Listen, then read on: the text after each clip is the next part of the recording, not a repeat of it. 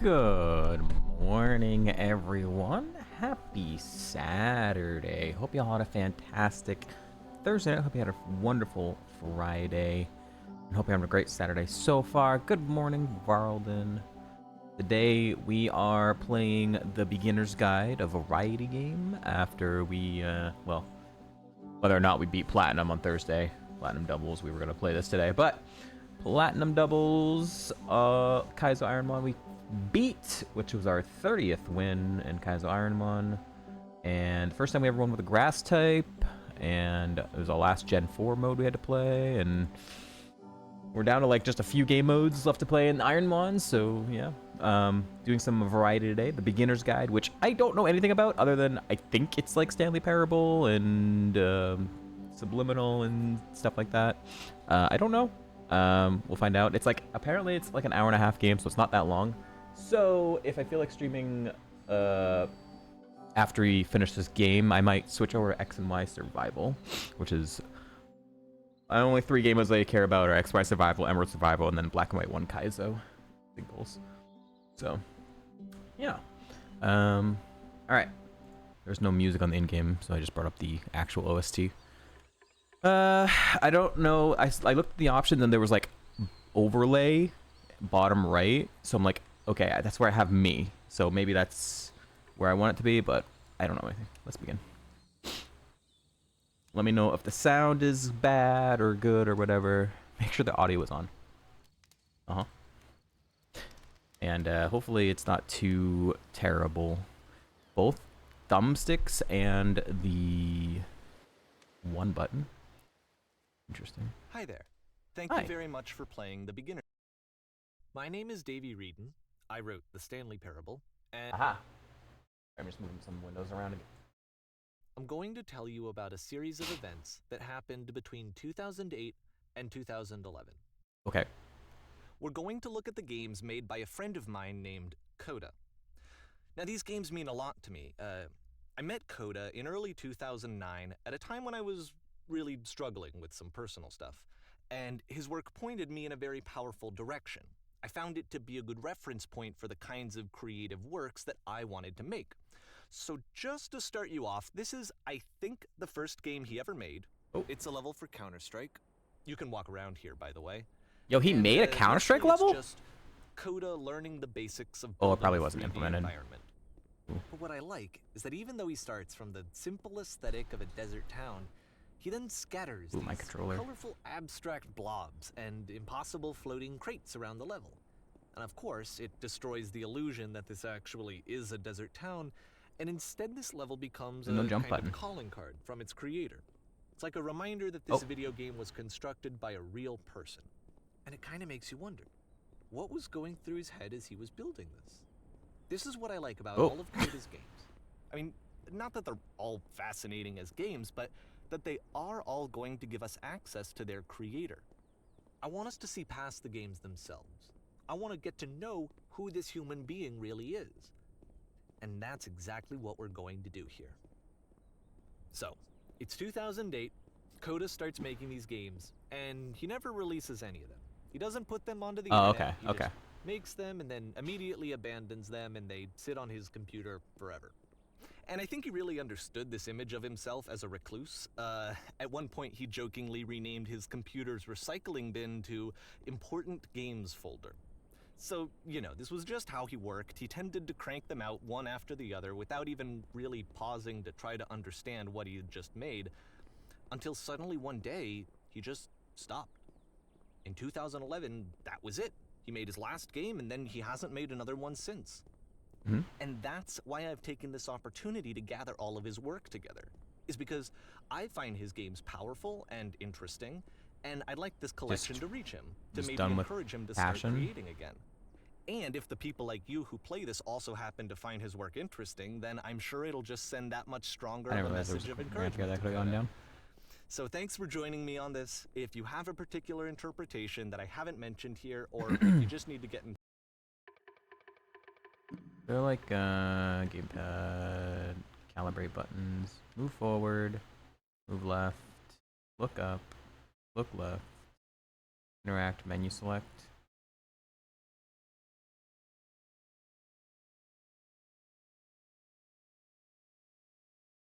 I think that was supposed to be A. Oh, yeah, yeah. Chat option. God. Alright, well, let's try this again. Move forward, left, look up, look left.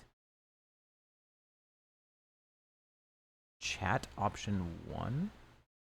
Oop, I can't put that, okay.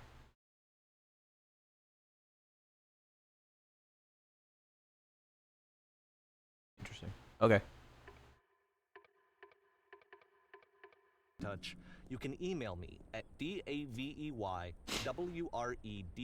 Do not email him. @gmail.com. Do not. Okay, that's about it for introduction. Let's take a look at Coda's first proper game. As each game is loading, I'll show you the date that it was completed. This first one was made in November 2008. Okay. Ooh. Oh shit, that scared me. Very floaty games. This game is called Escape from Whisper, and it's one of the more generic games you'll see from Coda. Boop. Boop.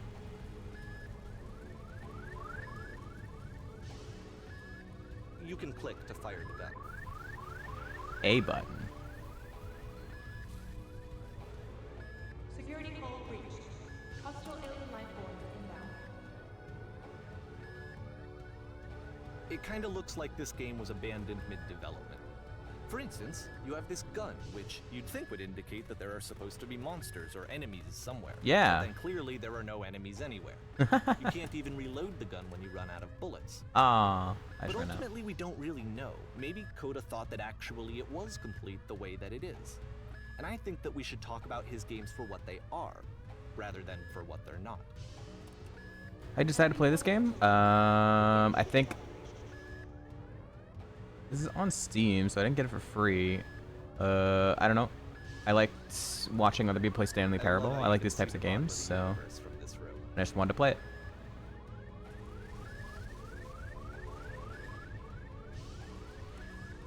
I like these types of short form commentary games that aren't like difficult.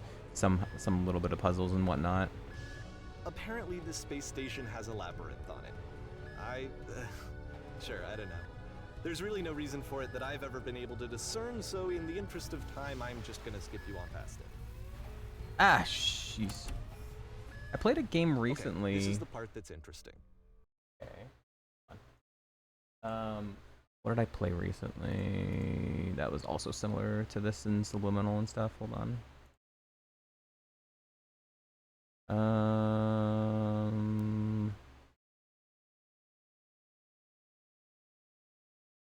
I played...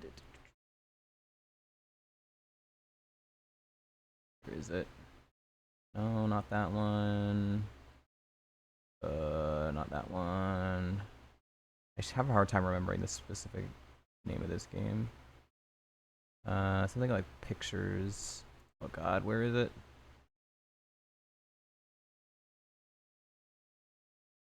Solstice. Oh no, wait, it was after Solstice. What did I should just check my freaking Discord for the schedule. I'll scroll through this last little bit.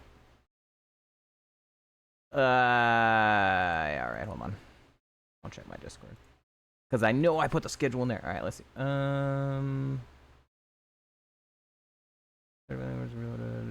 April schedule. Alright. It was Viewfinder. Yeah, Viewfinder. I played it recently as well. Which I think is going to be similar to that. Is going to be similar to those types of games. Stanley Parable, Viewfinder, Subliminal. You could save us all. That beam is powering the Whisper machine. We could disrupt that heat signature. If your body could stop the beam. It's so much to ask, but for all of our lives, would you do it? Sacrifice yourself? Would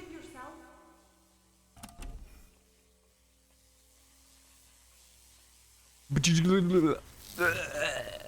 Let me Portal pause here vibes. for a second. What you just experienced, stepping into the beam and then dying, is probably what Coda had initially intended when he was developing this level. But when he first compiles and plays it, something goes wrong. There's a bug somewhere. And this is what happens instead.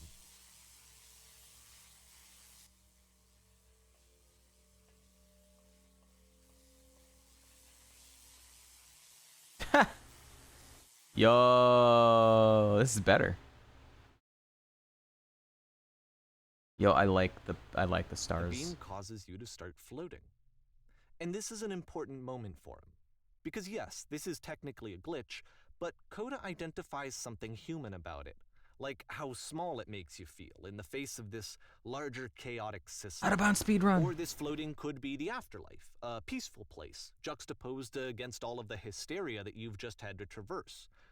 I don't even know. I have no idea what he was thinking, but what's clear is that after making this, something lodges itself in his brain. He wants to do more of these really weird and experimental designs. So he stops work on this and moves on to a stream of tiny little games that go in all sorts of directions. Let's go ahead and take a look at the first game he made after leaving this one behind. Ooh, we got like actual picture at the bottom too. I was into constellations when I was younger. The past was behind her. Ooh. Yep. In this game, you can only walk backwards. You can only walk backwards. Okay. All right. That's I mean that's an interesting concept for a game. This would be horrifying for a if you played a horror game where you could only walk backwards. That would be pretty rough. So it's a short and relatively minimalist experiment combining motion and narrative. It is less advanced than the previous game, but actually it seems to be more focused, more complete. Coda's trying to give it a unique voice rather than simply basing it on a pre-existing trope. Whoop. When she stops and looks, it becomes clearer. When she stops, it becomes and looks clearer. Honestly, that could read either way. When she stops and looks, it becomes clearer. When she stops, it becomes and looks clearer. Wow, English language. Both of those sentences work. But if the future is always behind her, how will she find the strength to confront it? It's a short little thought, it says what it wants to say, and then it ends. Didn't need anything more than that. Which to me is why it works, because it gets out quick. Okay, next one. Uh-huh. Ooh. We're gonna get a random scary, actual scary game like jump scare, aren't we? Is this gonna be it? It's good. You are now entering. This might be the scary one.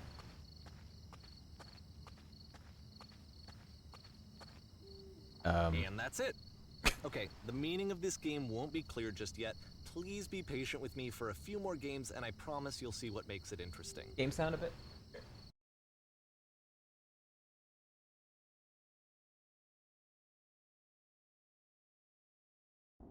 Alright, I turned up a little bit. Let me know.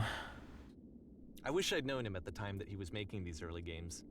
He would really only talk to me about his work as he was. This gives me Halo 2 Out of Bounds vibes. Once he vibes. stopped work on a game, like, that was it. It was dead to him. And I don't agree with that at all, but what are you gonna do? I just really want a jump button. Out of all this, I know there is no jump button. There's only an interact button. But man, I just want to be jumping around during all this. Oh God, is it Once gonna? you've been slowed to an absolute crawl, the door at the top of the stairs opens. So why, if Coda's not showing these games to anyone, why bother opening the door at all? Well, to show you, I'm modifying the game here so that when you press the use key on your gamepad, it'll bring you back up to full speed so you can enter the door for yourself.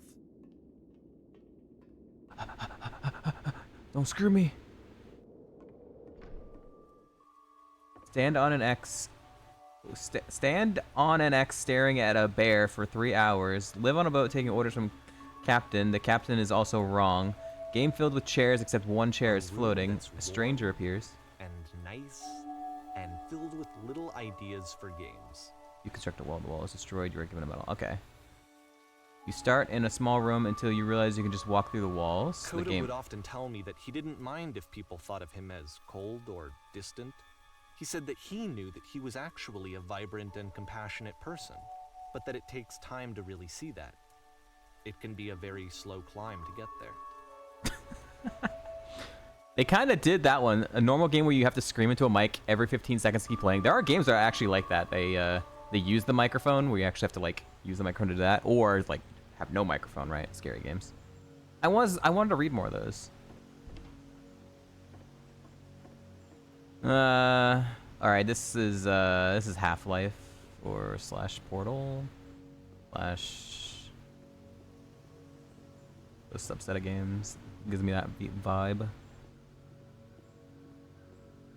Well, this is new for Coda. It's an actual puzzle. Go ahead and see if you can solve it. Wow. Is that a puzzle? Is a door latch a puzzle?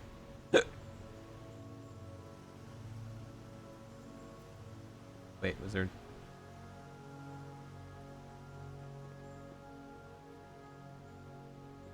Wait, is there something I'm missing? You said puzzle.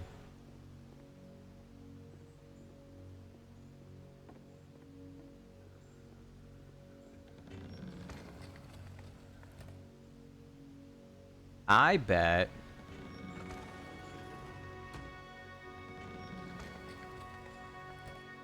Aha! Don't forget that solution, because we're going to see this puzzle again soon. We're gonna see it a lot. Really? That's... You don't ever want to repeat the same solution to puzzles in like a puzzle game. So that seems to be it, right?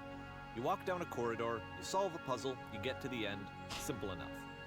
Alright, now I'm going to modify the game again, so that when you press the use key on your gamepad, it'll remove all of the walls from this room. Just like we saw, you can walk through the walls. Boom! Oh shit! That's a lot of walkways that he built. There's no way. How about that? There was more to it than we had any way of knowing. No fucking way. I actually find it funny that this game comes after the Stairs game, since they essentially convey the opposite idea. So, in Are these Stairs actual, game, like... a dull exterior concealed a rich interior. And then, in this level, a dull interior hides this fantastic outer world. Either way, I think that the point is the same, is that most of the time you don't get to know what you're missing, or even that you're missing anything. That's not your role as a player. So if your role here is not to understand, then what is it? They have to be copy-pasted, right? We're back here. You are now entering. You are now exiting. So this, combined with the entering game from earlier, tells us that Coda believes his games are connected somehow. It could even be that the Stairs game and the puzzle game are literally connected in between this and the entering game. There's a bigger picture that all of his games are meant to play a role in, some larger meaning that we won't be able to grasp until we've seen all of them. And this guy compiled them all back and start to understand what into that exactly one that game. bigger picture This is the game he made. The Great and Lovely Descent.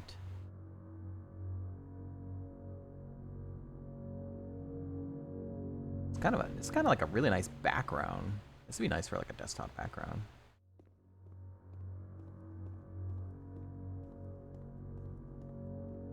Let's talk about video game development for a second. Every video game runs on what's called an engine, which determines what the game can and cannot do. So in other words, the engine is a set of tools for game development. The Stratus Fool?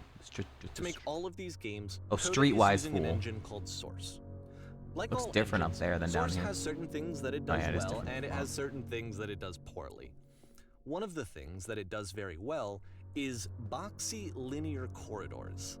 That's why so many of Coda's games are set in these large, flat, empty rooms, is just because he's working with what the engine does well. Isn't this like just the... The tools available to the creator shape what kinds of creative work they're going to end up making. You might consider paying attention to the architecture in Coda's games, to notice how they seem to stem from an engine that's very good at producing linear, boxy corridors.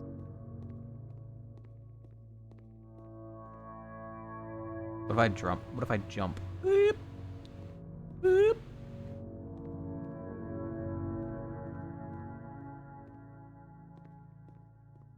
Uh-oh, I've reached the end. Uh-oh. Okay, I guess we're just jumping down.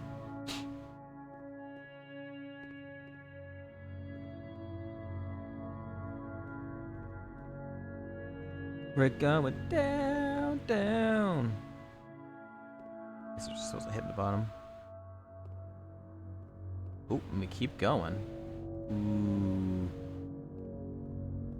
Villain lair. Staircase.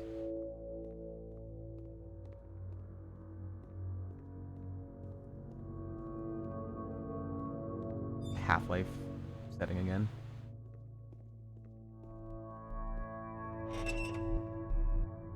Hey! Close the gate on me. The motherfucker. Horse stables, horse stables, horse stables. No! I don't want to go! I don't want to be a villain! I don't want to be a prisoner. Ah! Ooh. Distraction. Oh, this direction. Hey! This prison, funny enough, in Coda's original design, the doors stayed shut for a full hour before letting you go. If you don't mind, I think we're gonna skip that.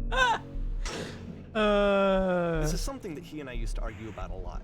You know, whether a game ought to actually be playable, whether it means anything if no one can get through it. And I would always defend that, you know, all this work goes into the game, why not make it playable and accessible? And so we just got into heated arguments over it, and there was one time that after one of these conversations, he went home, and a day or two later, he sent me a zip file entitled Playable Games that was full of hundreds of individual games, each of which was just an empty box that you walked around in and nothing else. Believe me, I played every single one of those just to find out if there was like a gag hidden somewhere.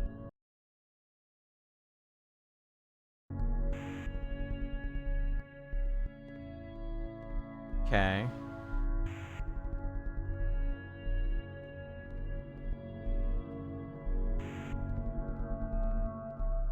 Bum, bum, bum, bum, bum. Swing. That's a scary swing. Oh no, it's a light. Okay. Light.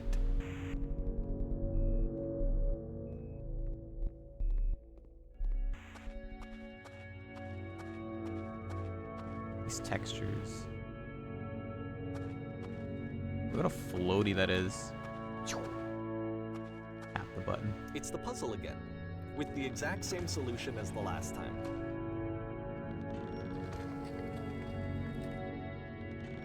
There's still no clear indication of what makes this puzzle so special that Coda is going to return to it over and over.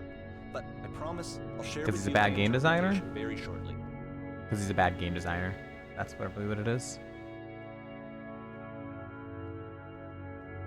Bad puzzle maker. I mean, clearly, if he was gonna like lock someone into a prison for an hour where they had to sit there for an hour before the gate actually reopened up, he didn't know what he was doing. Listen, I don't wanna.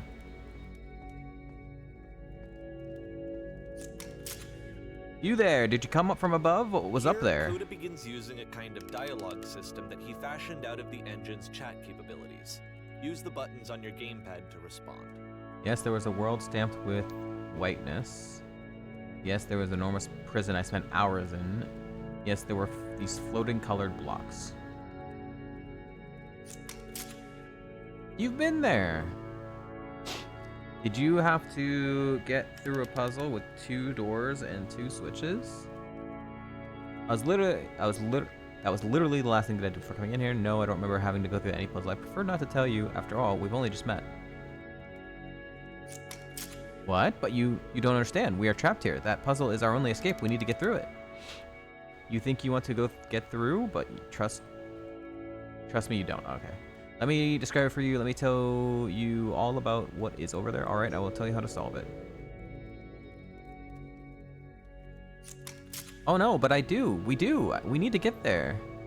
Do you understand? It is an important thing in the world. We have to escape this prison. There must be an ending. I promise you, there is nothing I want more.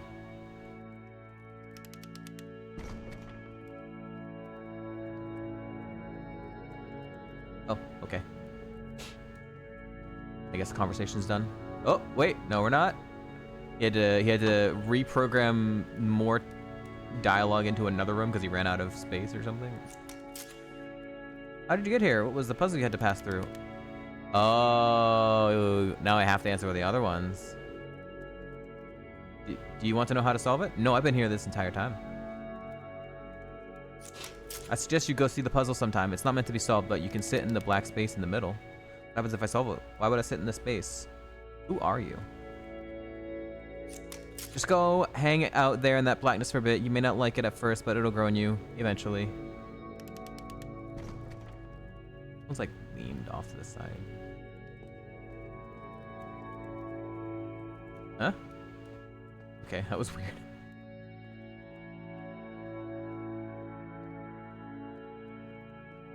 And so we make one last descent down to the final floor of the level.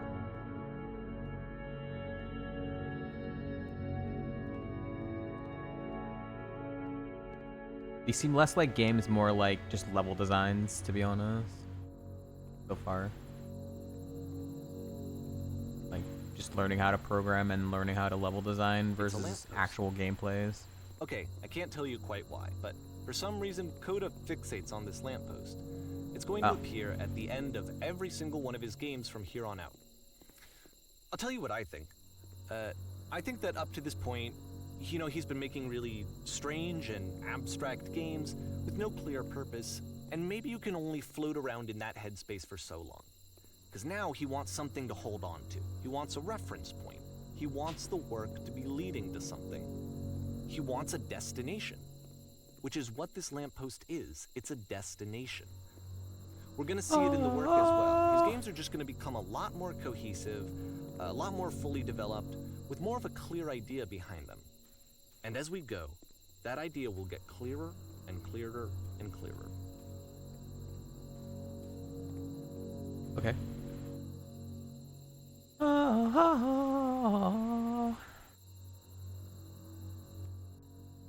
We made a lot of games in 2008 and 2009. This game is connected to the internet. As you walk around, you can leave notes. All notes you see are left by other players. Okay. So it's like what you see in like Dark Souls games.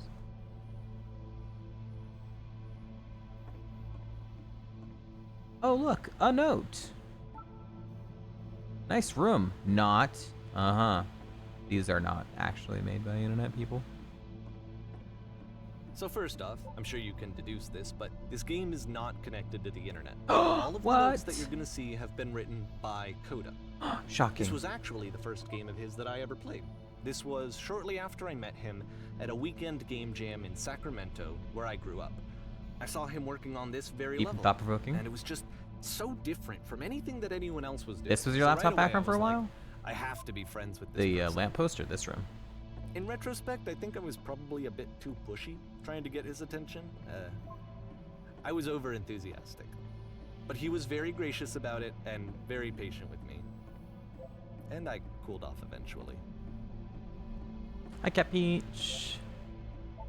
Yeah, we've been lied to. Oh my god, there's so fucking many! If they were all made by the one dude, like, why do you fucking make so goddamn many? Whoa, holy shit. Can you guys hear me? Hello. First Halo. Feel free to skip over any of these notes if they're not doing anything for you. Nothing extra is gonna happen if you read all of them. Either way, to me they convey a sense of loneliness. I see this person who's filled with thoughts and feelings and beliefs and has no way to express them except as scattered and unheard voices in a game that wasn't meant to be played.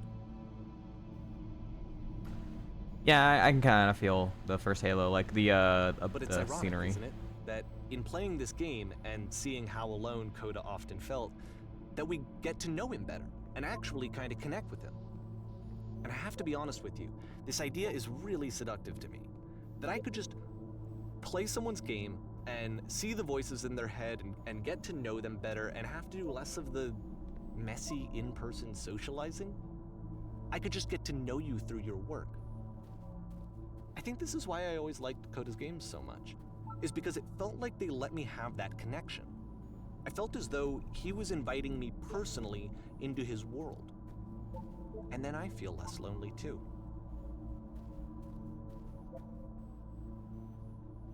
Soon we will suffocate. Cool camera, bro. In a world full of notes, one man will read all of them. This summer, you will believe blue speech bubbles can talk. Do you feel like a hero yet? This game is so nice. I would like it when I could. Not be afraid. Do care. I just saw a flying penguin. Let me tell you, it was the most majestic thing I've ever seen. I don't feel like living because nothing will ever be as majestic as that. I never want to see again. If nothing will ever be that beautiful again, I'm crying now. I plan on ripping my eyes out. I must now go do that. All right. It sounds like, looks like Toothless's messages. He walks on my keyboard. How is there wood and grass and concrete here? What the fuck? What the fuck? Balls, yo. Now he's a Twitch chatter. Balls. I want to tell you a secret. Once upon a time I did. Define fun. I'm king of the world.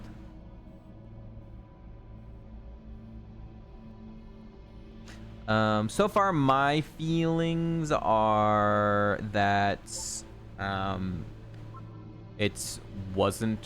these aren't actually games that one person, some guy made like 2008, 2009 and stuff and all built together. So far I get the feeling that it's a game made to portray that it was someone who made these games. Oh, I can't walk off this. This is actually just to tell a story of that, something like along those lines. That's my feeling, I guess, so far.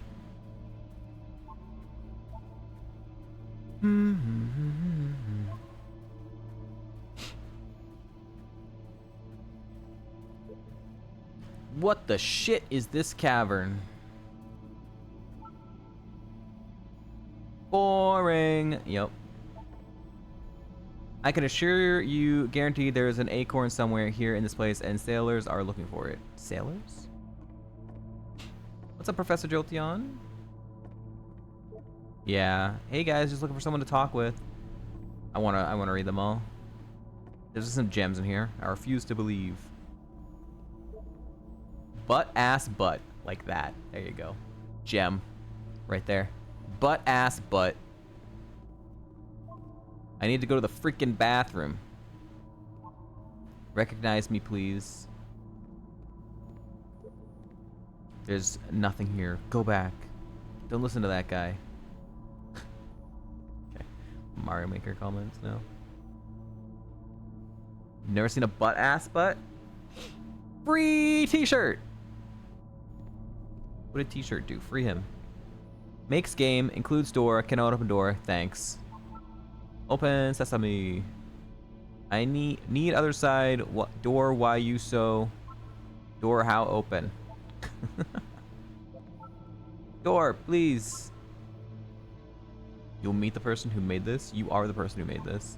I need help. I help people because of the internal good feeling I get. Internal? Hell. New rum. Yeah, that's definitely something someone would make.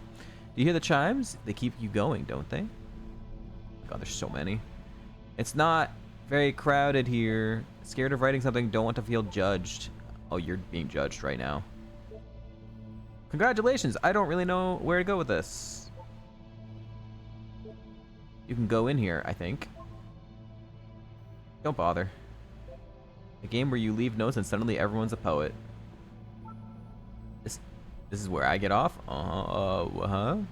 Sussy? I failed to write anything here. No, you didn't. You just read it. I'm compelled. I compelled.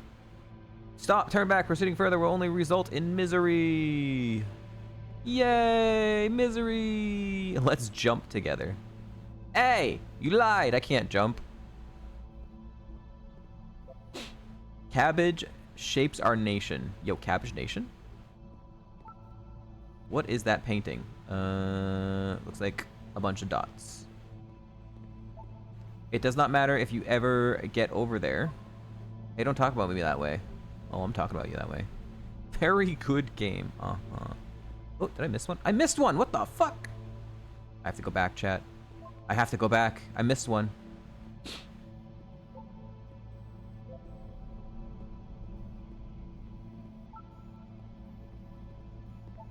I would very much like to be desired. Dude, that would...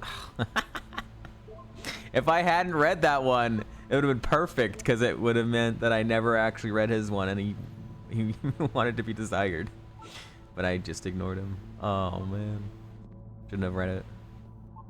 I think I'm... This is not going anywhere. I think I'm having trouble reading some of these messages. Next time, I will do better. I need someone to talk to. This is a note? Question mark? Don't listen to the other notes. Only listen to me. I'm not safe. Oh my god, there's so many.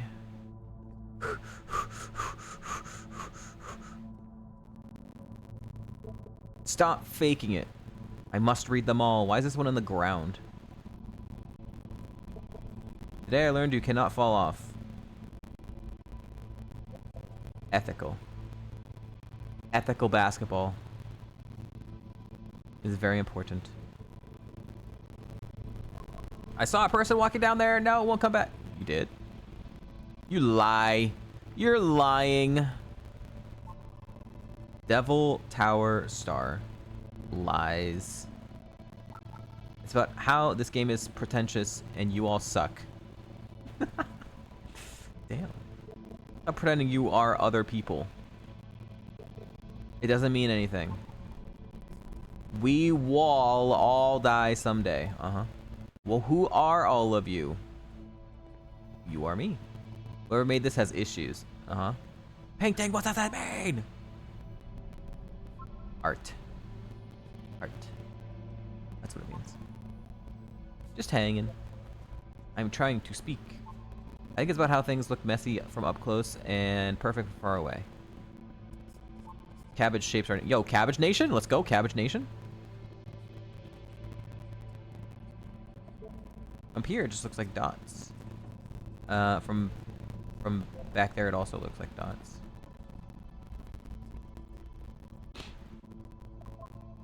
Double Tower Star. Cabbage Nation. Was he himself the most horrible creature he could imagine? Oh, I missed another one. What the fuck? Maybe I'll feel real someday. I'll be a real boy. I'm Pinocchio. Well done, all of you. I keep running. I keep like getting the last one. It's like very fitting for being the last one in a room. This just makes me want to read them all. I was gonna read them all whether or not the voiceover told me to read them all. If there's an interactable, I'm gonna interact with them all. That's just the way I like to play games. You know. I don't care about collectibles, but if there's interactables, I want to check every path before like going down like the intended path. That's a gamer in me right there. His terrible secret, he kept it well. I beat the game. You guys just lost the game. That's the millennial memes. More room? At the end of this level, we're going to see the puzzle again. And here, I'll tell you what I think the puzzle means. Each of these games represents an idea that was on Coda's mind at the time that he was making it. And the puzzle is a way of closing the door on a previous chapter of his life before moving on to the next one. Wish there were notes in the real world. Oh my god, that'd be horrible.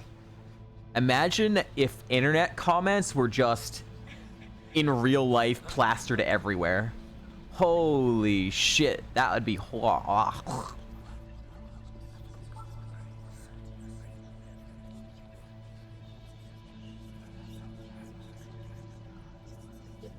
downward, keep digging. In each of his games, after exploring a theme that, he might find difficult, Coda can then place this puzzle that he knows has a reliable solution, he understands exactly how it works, and so it gives him a simple mechanism for moving on.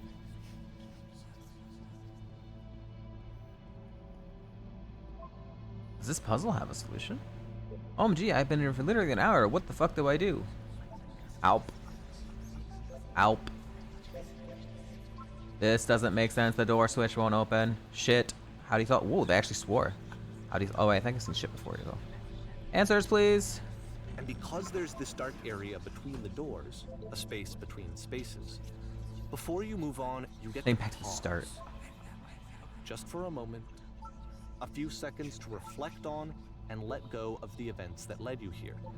To step back and connect the pieces together. To grasp at that elusive bigger picture.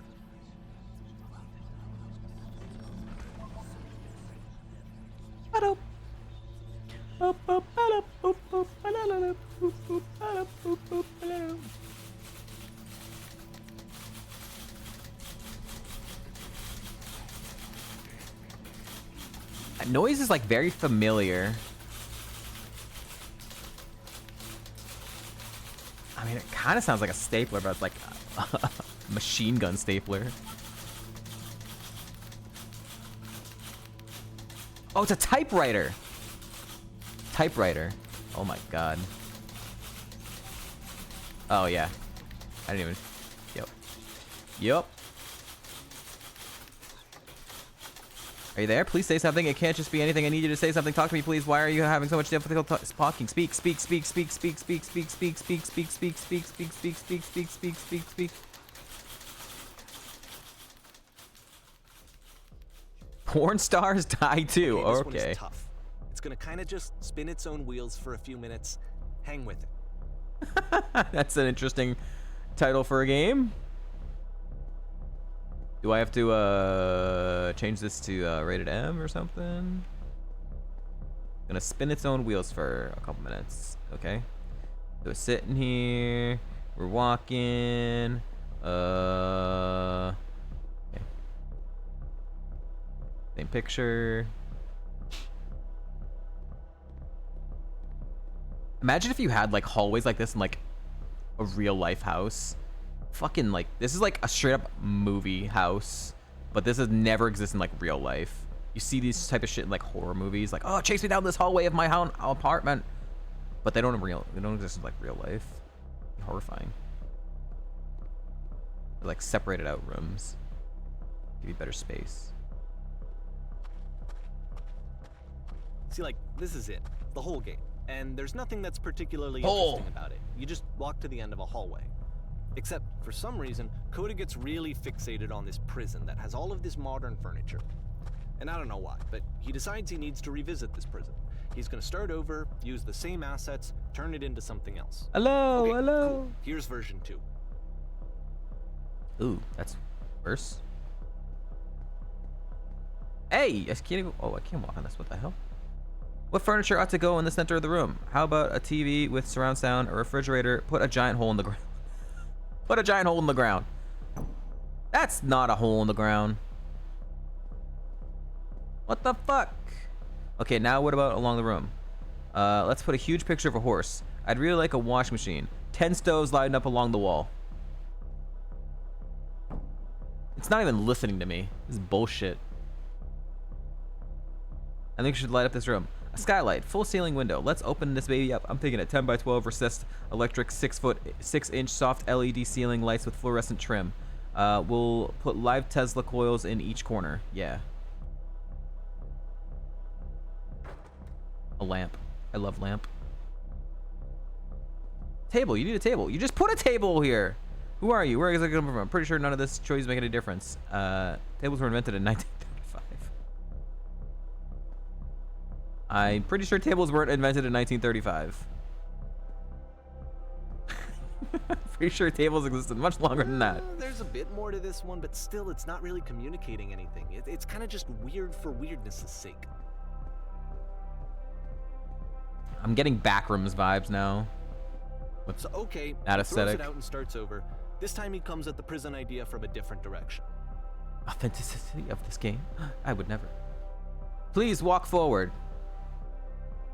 No.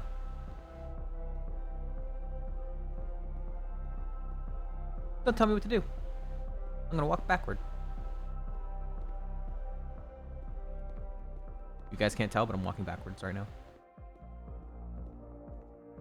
And I made it. Click on this table. I refuse.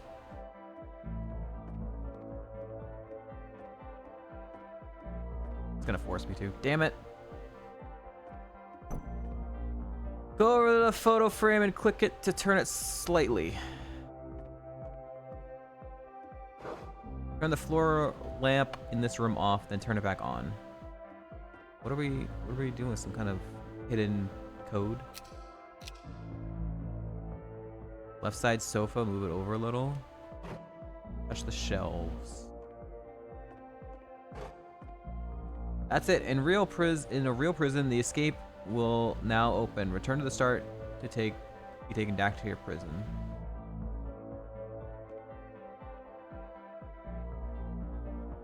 Oh.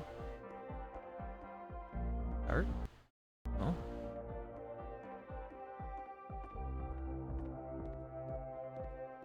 Oh. So we gotta do those same steps. Okay, so And of course, now the table is gone and you can't begin the chain of events to escape. Wow. Rude. Here's a version where there are no bars, but you can't actually get to the well. And then a version where the inside of the prison is the outside and the outside is the inside. Let me just blink you real quick through a few more of these. I mean, he really unloaded on this prison idea. There's nearly a dozen of them. Personally, I think it's awful to watch this. To see a person basically unraveling through their work. And for what? Like, at what point do you just go, maybe there are game ideas other than this prison that I could be working on? But Coda now doesn't backrooms have again. that voice telling you to stop. That particular mechanism of defense Mirror's against Edge. yourself. Without it, you just spiral. And so he keeps going and going and going and going and going, and then he hits on something. And he likes it. And that's it. He's done. He stops making prisons. This is the very last version of the prison game that he created. And the reason I think it works is that the prison is not actually in it. The prison is not actually in the prison level. Okay.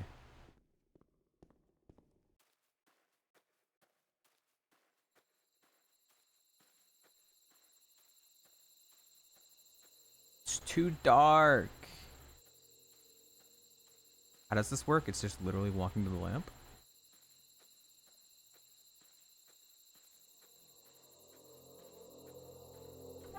Phone booth.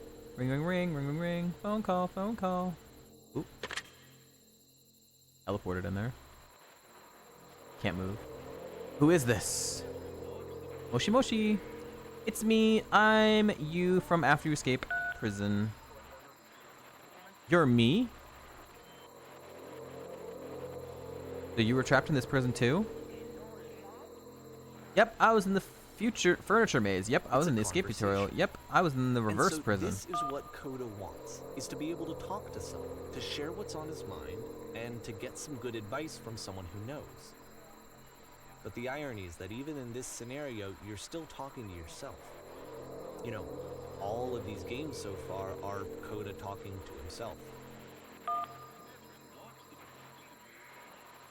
Do you feel any different? Sometimes I'm scared and I'll get out and then things will be exactly the same as before. No, I'm really the same person now as I was back then. Doesn't actually change. It actually does change. I don't feel like the same person at all. Oh no, that's awful. That's the worst thing I can imagine. Don't worry, it's actually not a bad thing, I promise. Well, you get something else in exchange. The problem is that you don't actually know who you are right now. Wait, if you're me, then did you get a call from another person, a version of you when you were trapped? No, I think I'm the first person to call. Yes, I did get a call. That's how I escaped. What did they tell you? What did you have to do to get this out? All they told me was to be sincere. They asked me how I felt about being in prison. They just talked to me for a while. I'm gonna give no actual answers. What? That freed you? How does that work? Listen, you can't know until you're out, but I promise it works. Just talk to me. It will make sense. Okay, I can talk. Let's just talk. Will you be here? I'll be here as long as you need. And then I was gone. And that was the end of the game. Why he considers this a fitting conclusion to the prison games.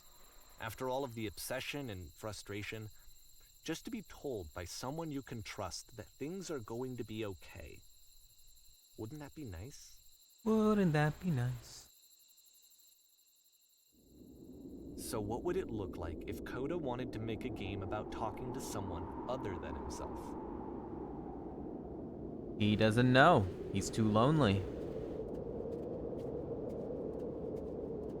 To me, this environment is meant to represent Coda's puzzle, with the 2 doors on either side and a dark transitional space between.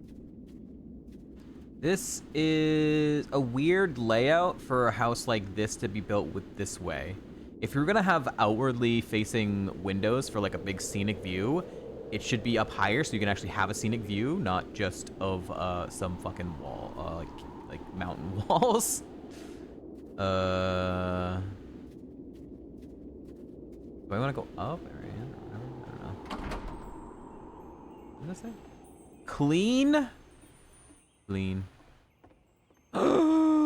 You spilled the drink. No! Failure.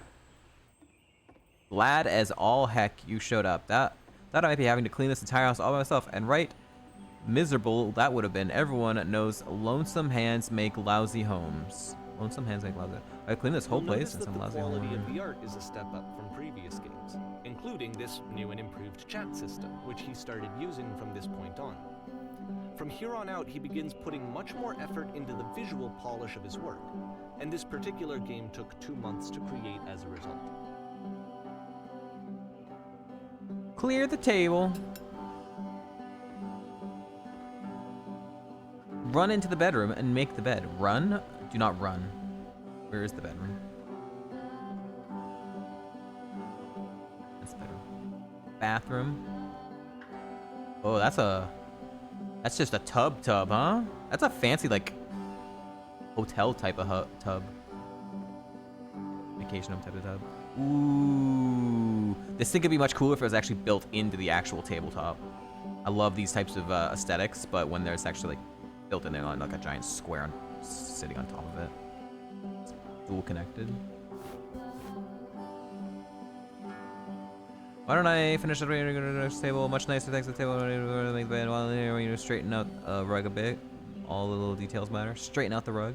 Yeah, kick it. Oh, you know, why don't we like actually straighten it out? Do you enjoy being a house cleaner? How did you end up doing this? It's been a long time since I've seen a house this messy. This line of work, you let go of those judgments pretty fast. May not be your apartment, but something in your life needs straightening up. I think you've got nothing. You think you've got nothing that needs cleaning. Be careful because that means it's everything. At any rate, my place is just to see a bit of peace brought here. Speaking of which, the pillows on this couch are a wreck. Would you come out and straighten them up?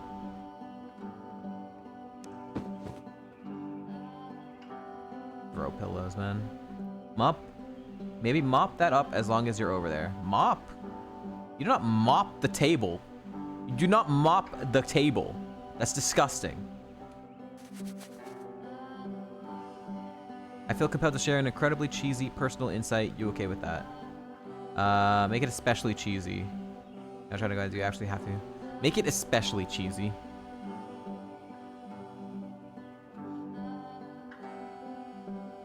Waiting? No. No, it was stupid. Sorry, never mind. No! It just needs to be wise, so I didn't come do that.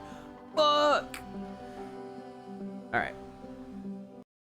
Alright, ads are gonna run, so I don't want anyone to get stuck in ads and not being able to see, so I'm gonna take a quick break myself, and we'll go back, we'll continue. Get back.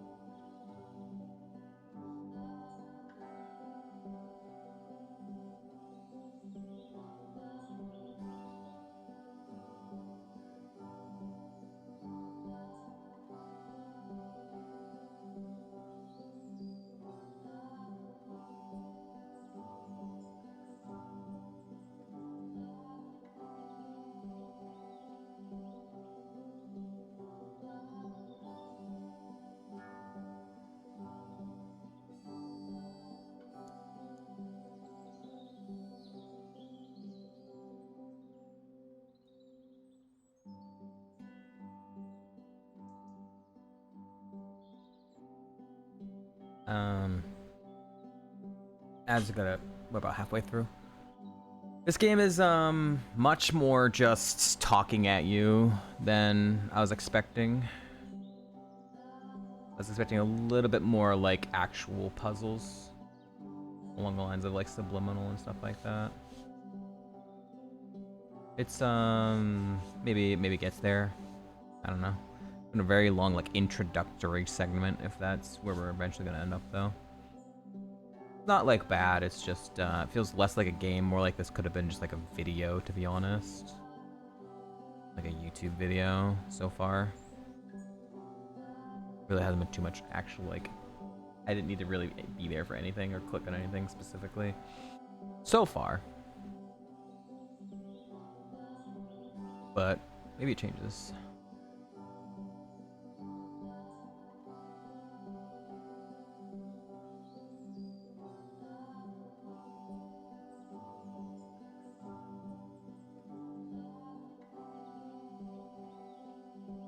I'm the maker of Stanley Parable. I mean, the Stanley Parable was definitely more talking at you than puzzles, but there was a lot more comedy in that one. So far seems just trying to delve into thought processes and whatnot as far as it comes to like game creation and I guess loneliness and stuff.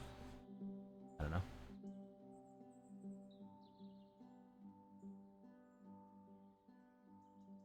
Alright, ads are over. Let's continue. Dishes need to be washed. Wash the dishes. The tub needs a cleaning. Scrub it down. Tub didn't look clean to me.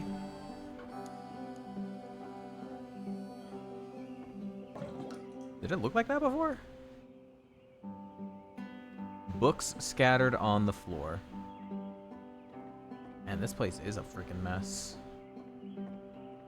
Was it in the bedroom or was it out here? I guess in the bedroom? Oop, what was that? Oh, okay. It's getting the prompt through the wall. Oh, yeah, that's a pretty messy, that's a pretty messy shelf. Still not great. Clear these dishes. I already did that. After the intense set of prison games, this house cleaning level almost feels like cleansing. It's the moment after a particularly difficult or traumatic experience where you just need to let it sit and digest inside of you, and eventually cohere into something meaningful. Definitely not a puzzle game. Let me tell you something. Whatever work you have you have absolutely got to own it. Otherwise, it owns you. So why don't we be with the task at hand and leave the future chores to future you? Present you wants to smooth out the road. Believe it or not. All his work, actually, this was the only one that he called me up to ask me to come over and look at it. This was during a period of a few months where he was like grossly happy all the time. Just walked around with a constant smile on his face. Oh, cheesy thought.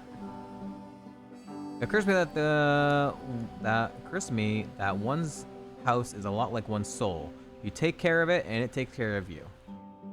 I don't know why I feel so weird about saying that. You're right, that's pretty cheesy. I get that. It's a weird thing just to say to someone you know. Yeah, you're right, that's pretty cheesy. Take care of yourself. Very fitting since I've started eating actually fruits and vegetables this week for the first time in my life. Clean up the books! I'm taking care of my body and myself now. I'm glad he made this. I'm glad he found some peace. Question. Answer. But, do I enjoy this? Of course, it can't last. The music stops, your companion is gone, it's time to leave. The door at the top of the hill is now open as well. Oh. Again, you can't stay in the dark space for too long. You just can't. You Whoa. have to keep moving. It's how you stay alive. This wasn't open before, was it? Pretty sure this was closed off.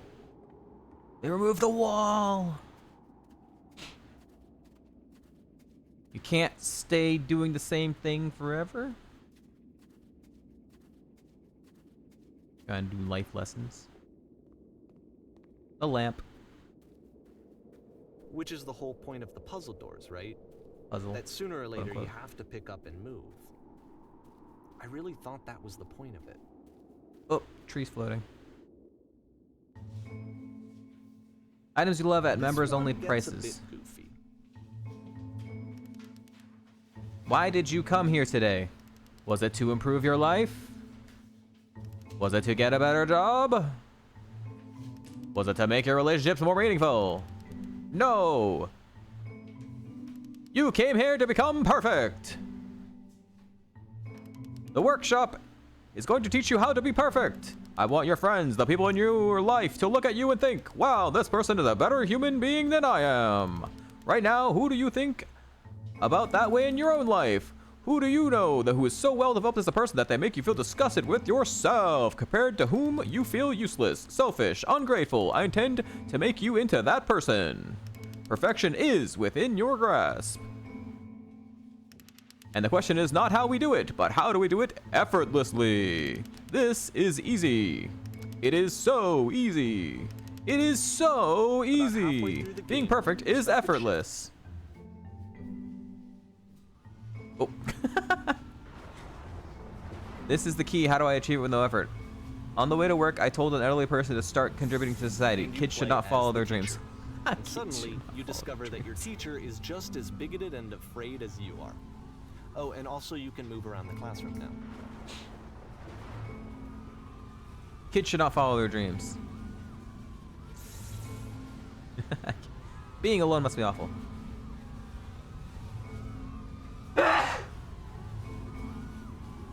still love you. It's just that you make me feel cold on the inside. Well, let me tell you right now. It is. If it isn't effortless, then it's not the right answer.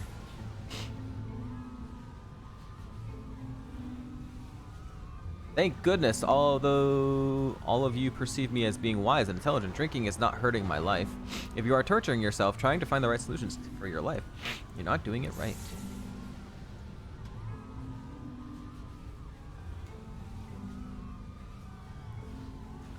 Do you understand that you won't be happy until you love me? This is for you.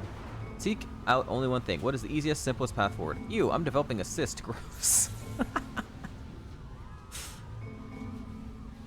Ha ha ha, just kidding. Anyone want to do some ecstasy after this? There is no truth, there is no path. Anyone want to do some ecstasy after this? What if I'm not a good teacher? Do what is easiest. Do what is simplest. Feel what is true. Holy shit, you guys see something is coming out of the back of the room? Look out! Nothing. No one. It's coming for you. It's going to destroy you. Everyone run! Run! Run! I don't know why some perfection. I feel like it's one of the most relatable experiences that you can have.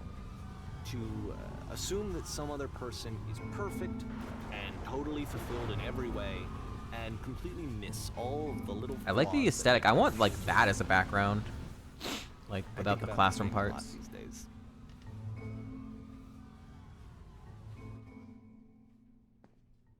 This picture again. These bookshelves This again. one This took a couch lot again. longer than all the others for Coda to make. It was 4 months between this and the last one.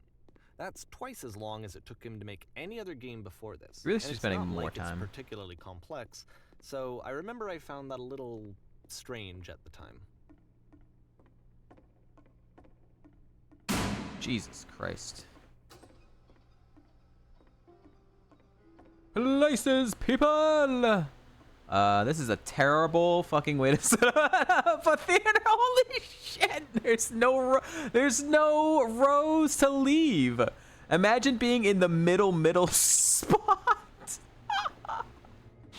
You're gonna walk past like 30 people to get to your seat.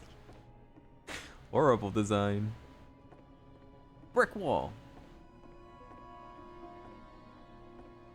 Leaning against the wall. Leaning against the wall. I'm cool. I lean against walls. Professional photographer of animals. Your dream to photograph animals professionally. This is your one chance to learn something from her, to gain something, to succeed. Happy, focused, successful, wise. Sorry, I have to leave. You're leaving? You can't leave. You're letting your animal brain make decisions. Be bigger than that and have an actual conversation with her. Do it again. Here are all my hopes. Here are all of my hopes and dreams. No, no, no, that's not what I said to her at all. You're completely missing the tone of the conversation. I was deserted, but I knew what I wanted. I was confident. For some reason, it was just that one moment, but I was confident. Maybe it's that you need a better feel of the setting. There were a lot of people around us. I'll give you some props to work with. These cones that bounce when you touch them will represent the people nearby. It bounce?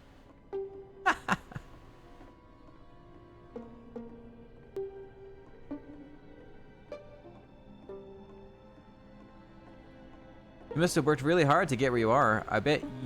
I'll bet you've learned to lean into the pain. What are some sacrifices you've had to make?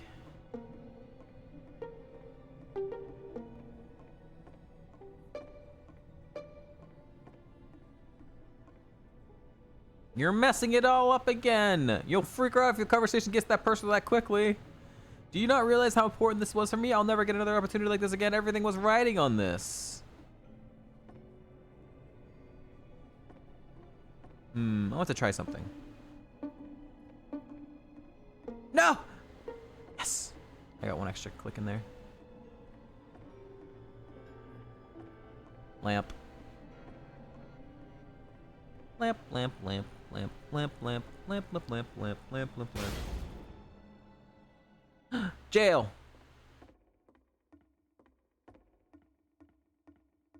Jail again. Now what?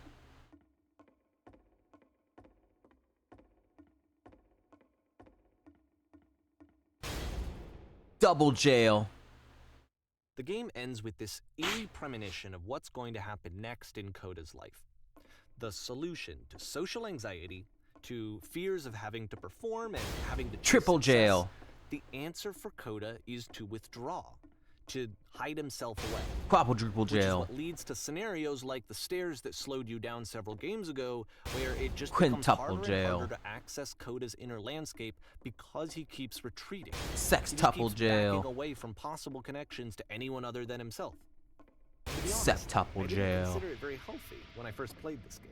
You know, it looked to me like he was trying to justify the idea of just disconnecting yourself from the world. And that wasn't what I wanted for him or for his games.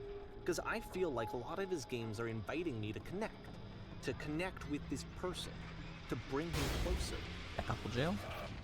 Decouple jail. But what can you do? After this, Coda went off and took another 5 months to make a new game. He's slowing down. Mobius. Oh, I almost thought that was Morbius. To play this game properly, you must keep your eyes closed. Click to begin the game. I'm not closing my eyes. Blind. What's going on? Captain, what can we do? Help, I'm blind. I can't see anything. SS Whisper. Someone get help! And then my vision suddenly went blank. There was a giant door, and then my vision went black. We're all blind. Okay, we're off so far. We're going to crash, aren't we? I'm blind. Can't you do something? Can you fix this? I could try to fix my supplies. Oh, we're dead. Did I have to click anything? Oh, I do have to click something.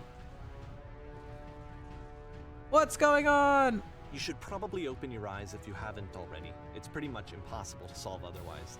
And there is a solution, by the way.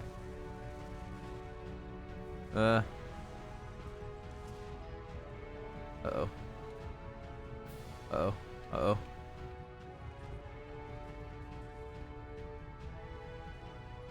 I'm dead.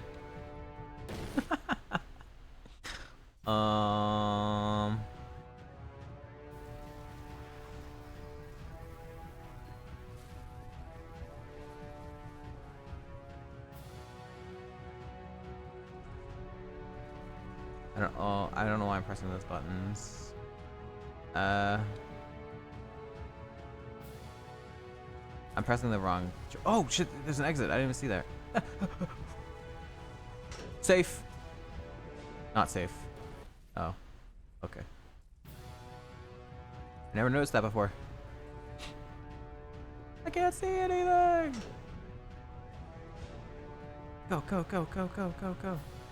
The only way to stop it is to speak something that's honest. I am bursting with creative energy. No, that isn't truthful. Huh? Let me up. Let me up. No. We're dead. Okay, this is all right. Try what is going on.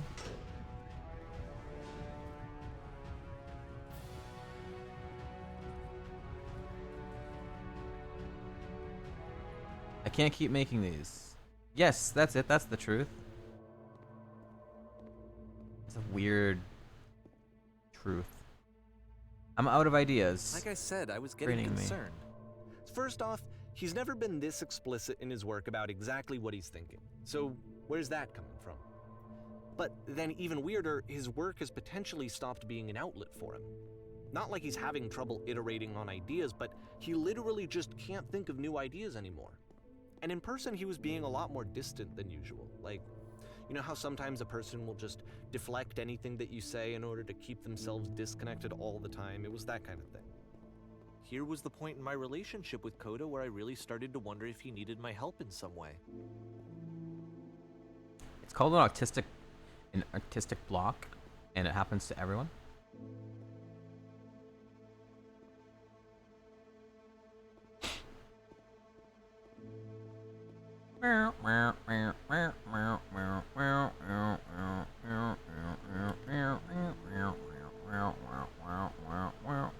Going to be okay.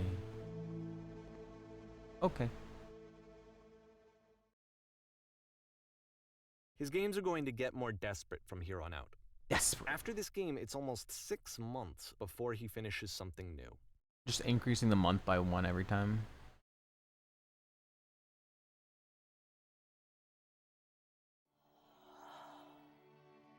Ooh. Halo vibes. How do I get out of here?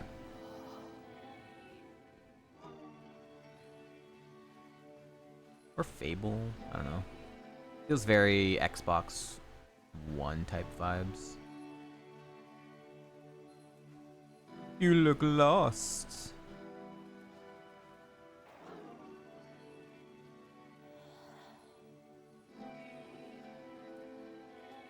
Uh-huh.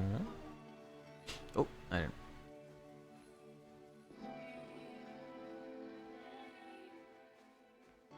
Did something change? What happened? There's something that kept me going and stopped and trying to find this engine that used to protect me. It started again.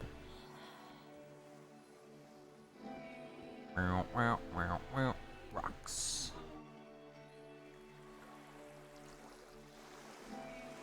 You know where it is? Oh my god.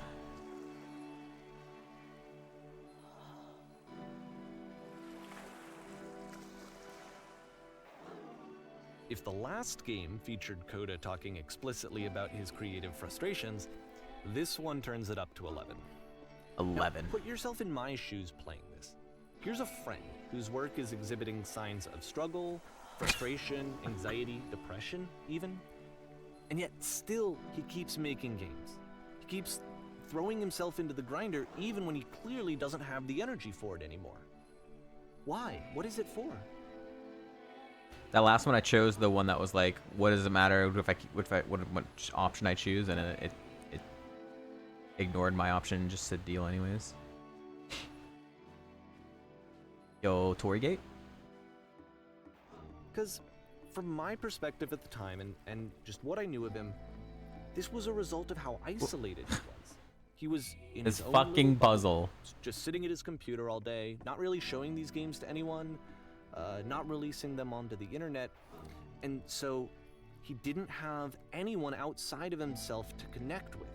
He had no outlet to ground himself on.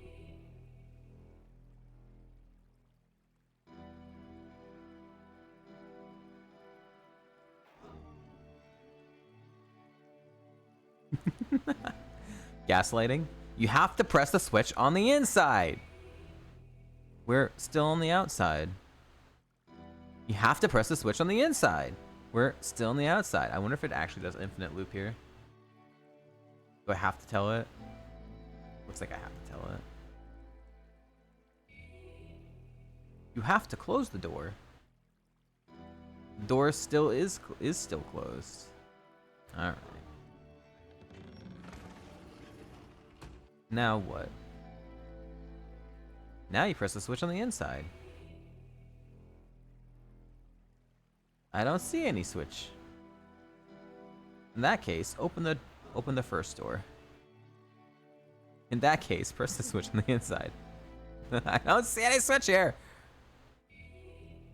In that case, open the first door. But it's already open. In that case, close the first door. Alright, what's next? Now just press the switch here. Whatever. You can't talk yourself out of loneliness. It doesn't work that way. You can't be the one writing both the questions and the answers. Then there's no movement. Then there's no circulation. If all of your anxieties are being channeled into your work, then if the work ever fails, you have no backup and you're just going to crash.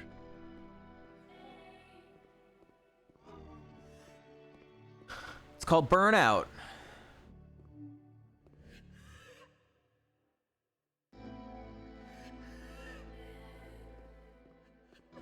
You'll see. You have to say that your work is fun and easy. You have to say that game development is simple and joyous and that you love it 100% of the time. Ooh. He was upset. Why did I feel so off when I said that? Why did the walls just crumble? An era of burnout. Keep saying the creation is easy. I don't remember having to go through any puzzle. It is easy. Never stops being easy. Close the first door. Press the switch here. Blah blah blah. Wonderful. Keep going. Yes, there was floating Seeing color this game blocks. at the time that he made it, it looked really unhealthy to me. I was watching him do this to himself, and I hated it. I hated seeing him so trapped. It's like video games are not worth this amount of suffering. False. This is someone I really cared about. And I used to get so much joy out of seeing him create. For him to suddenly become angry and frustrated like this, it was the worst thing for me.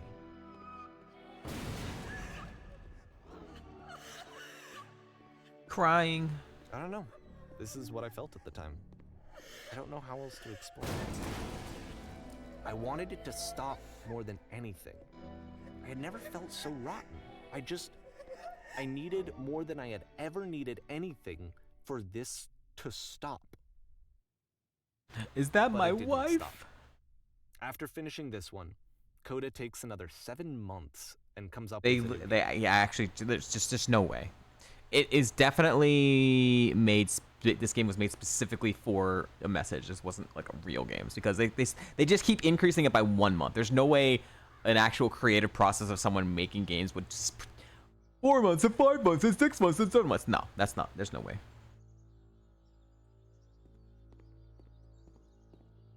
Glad to see you've arrived or safely. We've captured the machine.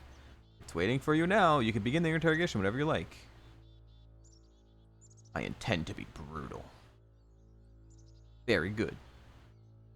Just be warned that someone called the press, so we might have a bit of attention on this one. Also, one more thing that you should know about the machine. It calls itself Coda. Press. That's a lot of press. I'm not reading all that shit.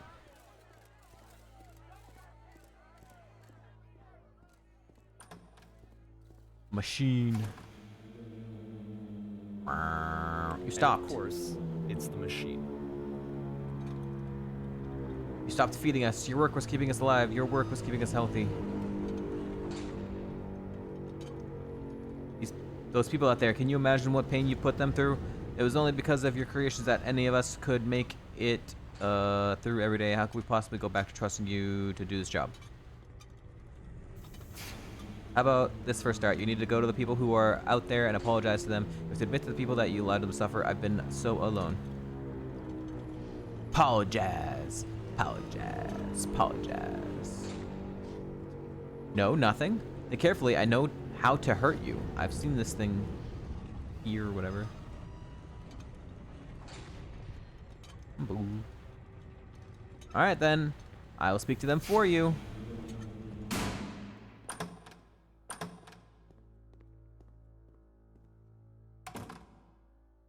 My friends! It falls on me to deliver the bad news.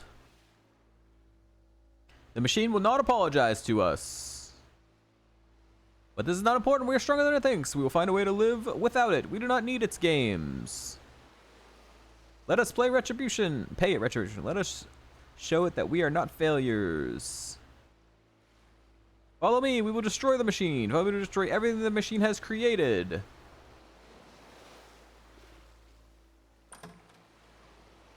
Ooh. If I chose to destroy the machine, would it lead me back to the room? Or the machine? Oh, shit. Okay. Oh, ooh. Yo. Actual gameplay element that I can control? Yo.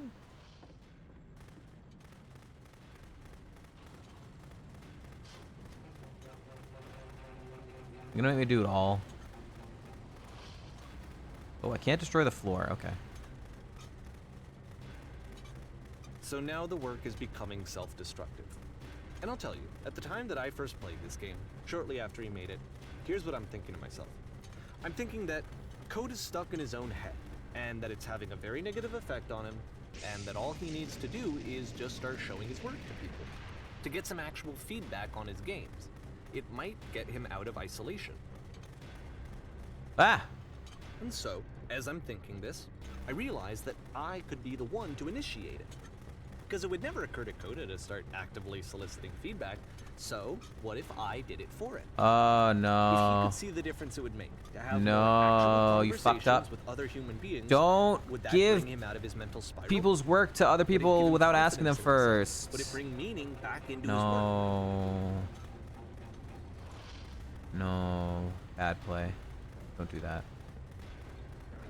You broken your trust bond with him because now he can't trust you to keep the stuff private if he, you know, without asking him first. These were very personal fucking like games and stuff, so So I started might be showing Coda's work embarrassing to people. to show people he I wasn't took this one, didn't intend to see and it. the islands which you just played, the theater, the notes, the house cleaning game, and some of the prison escape games. I brought them to people that I knew and trusted. I asked their opinions. And the great part is that they really loved his games. You know, the point of it all was just to give him some external reference point, but they genuinely loved his work. Oh, There I'm was falling nothing still? for him to be afraid of.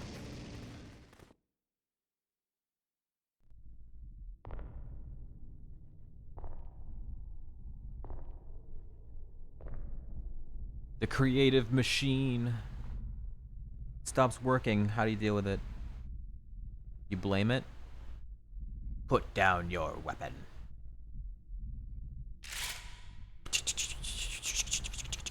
Can you see why I felt like this was the right thing to do? Because it's the thing that I always feel like I need, to be told that my work is good, that I am good. No. When someone really connects, Just with because the thing that's that I've how made, it helps they you, it see doesn't mean themselves it helps purely in other my people work, the same way. there's nothing that feels Might be better. literally the opposite of what they need. I got to give that very same feeling to my friend. I did something. I I really felt like I'd done something good. Like I was a good person. I No. felt like there was a friend who Fucked was up. in trouble and was unhappy and maybe didn't like themselves, and I could fix it. If I could give him this gift, maybe I could fix the problem. When they not- told me how much they enjoyed his games, it was the best. It's not feeling. really It was the like absolute a best feeling. It made me feel thing you so like happy. fix. So beautifully happy. Writer's block is not quite so simple to fix. So anyway, Coda finishes this game, and then really he just kind of takes off for a while. 8 months probably. So this is June of 2011, and I didn't hear anything 6 from months. him for several weeks, I guess. And so out of nowhere, one day I get an email, and it's got a private link to a new game of Coda's. This one is called The Tower, And to my knowledge, It's called the fuck you, last fuck you, game fuck that you, fuck Coda you. How ever dare you made. betray my trust? Fuck you, fuck you, fuck you, So fuck you. let's I take a trusted you. Fuck you, fuck you, fuck you. I hate you. Never talk to me again. That's probably what it's called.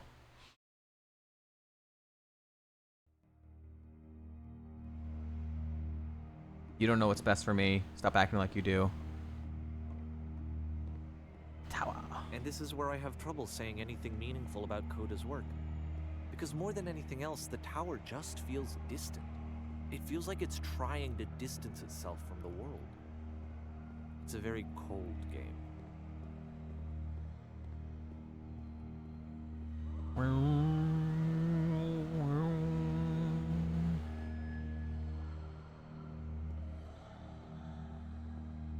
This room actually has a maze in it. Ah, Jesus. All right, wasn't ready for that. Except that all the walls of the maze are invisible. And then every time you touch one of the walls, there's this awful flashing and noise, so the experience is really miserable. The game goes beyond not being meant to be played, it actually seems to despise the player for trying to play it at all. But I do want to show you the rest of the levels, so when you're ready to continue, press the use key on your gamepad, and I'll put a bridge over the maze. Yeah, I don't want to get that flashing again.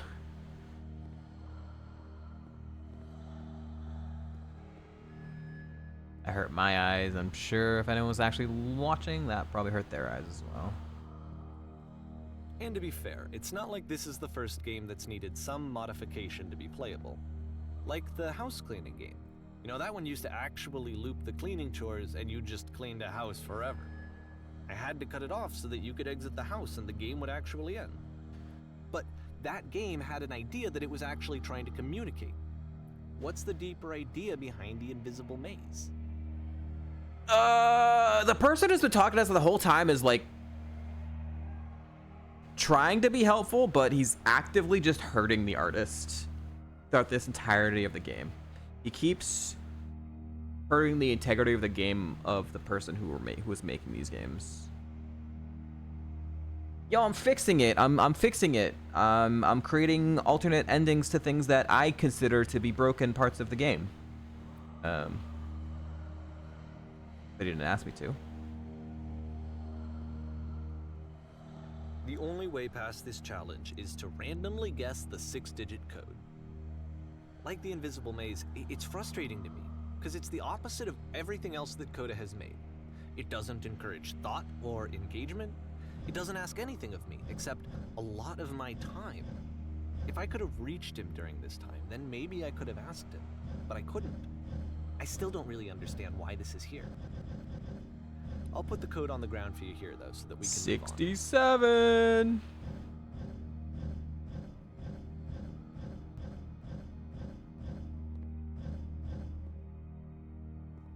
$67 $420. We're going 151617.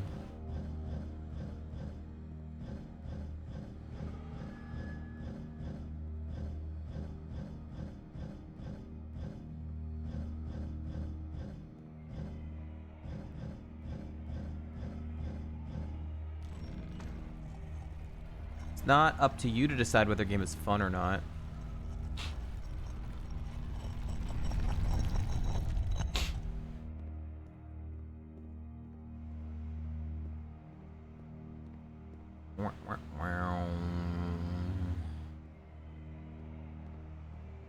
The switch to open this door is actually on the other side of the door, meaning that it's literally impossible to solve from this side.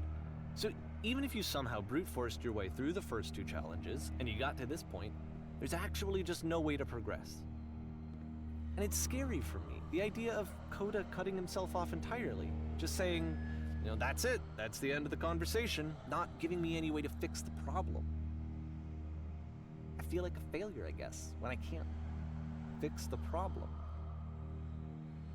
But I can open this door for you, so let me do that. Was I a failure for not understanding this game? I mean, I don't know why I would be. It's not like everything needs to have a solution, but I feel it somehow.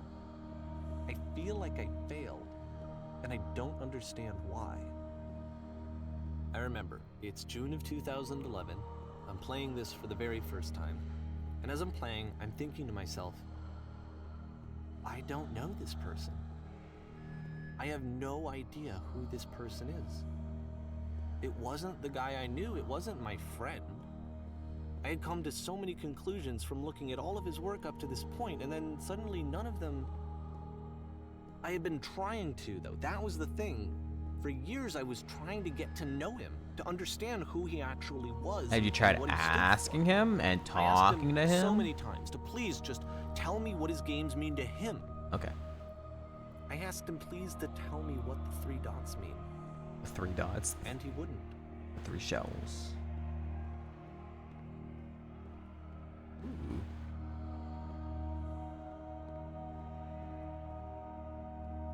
I just felt so strongly that if I could have connected with him, that if I could have somehow made his work my own, that I would finally be once and for all happy.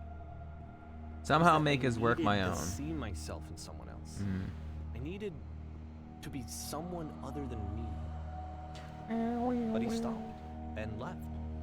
And it felt somehow like I had failed. You did. You were very selfish. For this entire process, you've been incredibly selfish. Where did I screw up? Looking for answers that might not necessarily be there. Dear Davey, thank you for your interest in my games. I need to ask you not to speak to me anymore. I'm the reason that you stopped making games, aren't I? It's because of what I did. Mm-hmm. I poisoned it for you. Mm-hmm.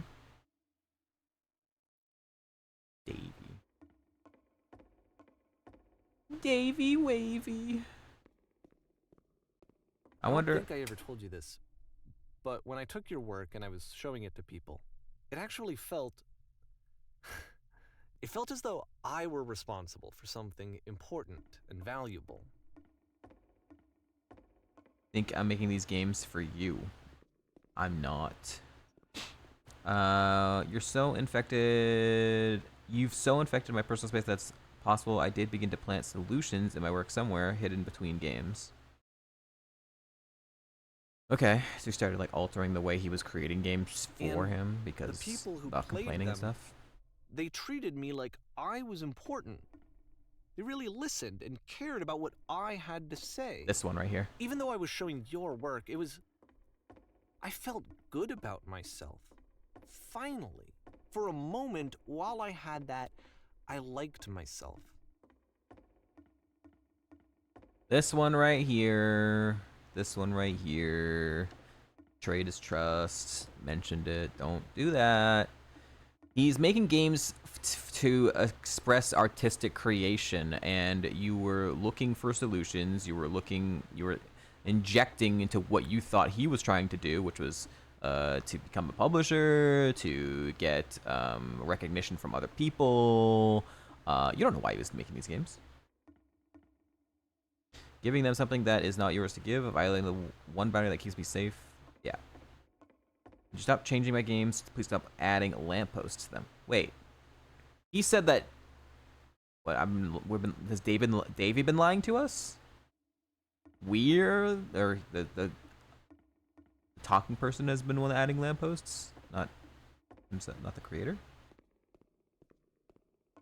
Would you simply let them be what they are? And I didn't have anything left to show people.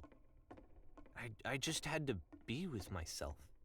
And as soon as that happened, there was no feeling at all. Nothing. Less than nothing. What does that mean? It's kind of hard to blame Davey as well, because you assume you could assume if a friend is giving you games that they've created, that you might take the normal format of like, oh, play this game, and tell me what you think or something, and try and beat it, and see what I can improve upon, looking for like positive feedback and stuff like that, constructive criticism. But that's just assuming a lot of stuff. And it sounds like when he tried to talk to him about it, the creator, I keep forgetting the creator's name, sounded like he would shut down and not really answer any questions either. So it's kind of just like a toxic friendship where one side was just doing stuff to express artistic creativity and not really giving any information to the other side, and Davey was trying to figure it out and not being frustrated with not having enough information as to what the hell, why this was happening. I don't know. Both sides seem wrong in a different way. But it's also tough to blame the creator because he's just trying to express himself. I don't know. Seems like a lot of responsibility to put on one friend as well. But it might be the only outreach he has. So it's an unhealthy relationship there, relying on one person. So kind of on Davey, the creators. It is messy. Messy, messy, messy. In fact, do you think I am frustrated or broken says more about you than about me? I mean, it's also me as the player right now is assuming and inferring a lot of shit that I think that was both sides as well, which I mean, I don't know. This kind of feels like it's directed at the player, but again, I wouldn't know that for sure. I'm assuming that the creator was trying to make something based on what I've seen, which is again kind of what the Davey was doing as well. I don't know. We don't know why he was making these games either. We were doing the same thing Davey was. We were assuming. Man, this is getting complicated. It's pretty toxic as well. Yeah, we're assuming that they're toxic as well. Oh, I missed this message. It doesn't make sense to you just yet, which is fine. You're not my problem to solve. But I do hope that one day it clicks and that you make a peace with this thing you are wrestling. I'm afraid that I did something really stupid because I don't like myself. That's what I'm talking about. Don't say anything. When you finally see what I'm talking about, don't say anything?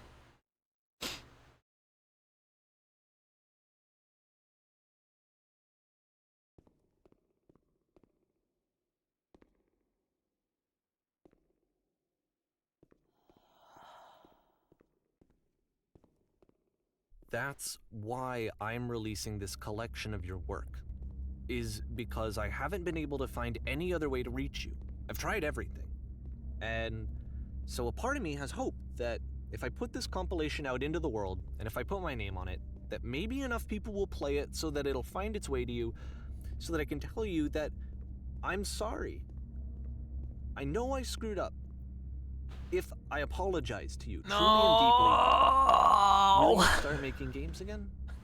Please, I need to feel okay with myself. You just dug the hole deeper. I always felt okay as long as I had your work to see myself in. I mean, is something wrong with me? Because I know that I did an awful thing, and I'm doing it again right now. Like, I'm showing people your work, but I can't stop myself from doing it. That's how badly I need to feel something again, like I'm an addict. There has to be something wrong with me. Can I apologize? What if I tell you I was wrong? Will that work? Will that fix it? I don't know. I don't think it will, but there's nothing else that I can do. Just tell me what you want. I'm sorry. I'm sorry.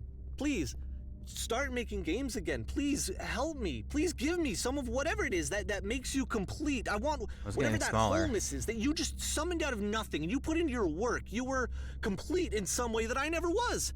I want to know I want to know how to be a good person. I want to know how not to hate myself. Please. I'm fading, and all I want is to know that I'm going to be okay.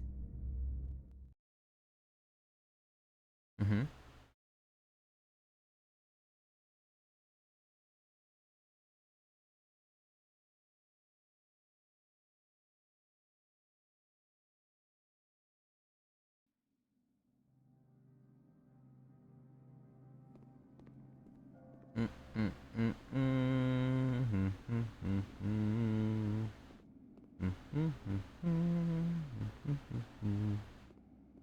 This game has a lot to say.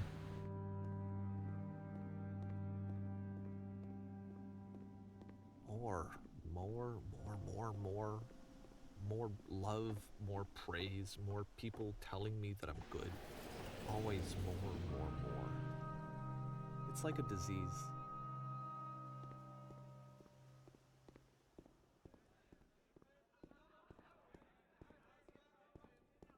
Solution. Solution. Solution.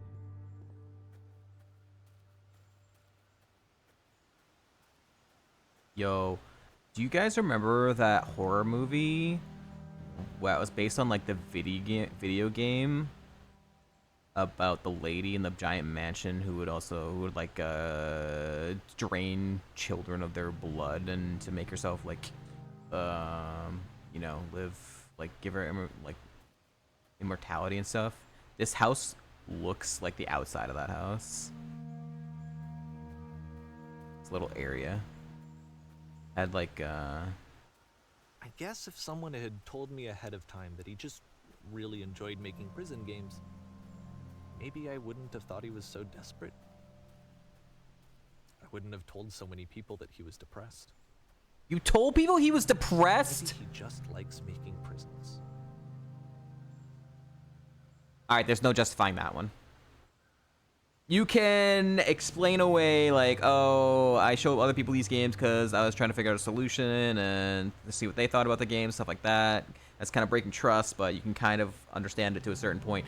Telling other people that he's depressed without knowing that's unforgivable. You don't do that. That's fucked up. You don't even know that. That is affecting his social life and affecting his personal relationships with other people. That's messed up. You don't do that. That's really fucked up.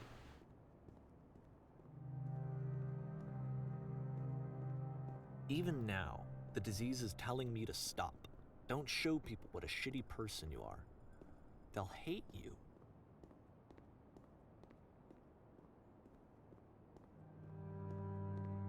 Feels like he's the one who's depressed, to be honest. But I wouldn't know that for sure, obviously. Wouldn't go telling other people that.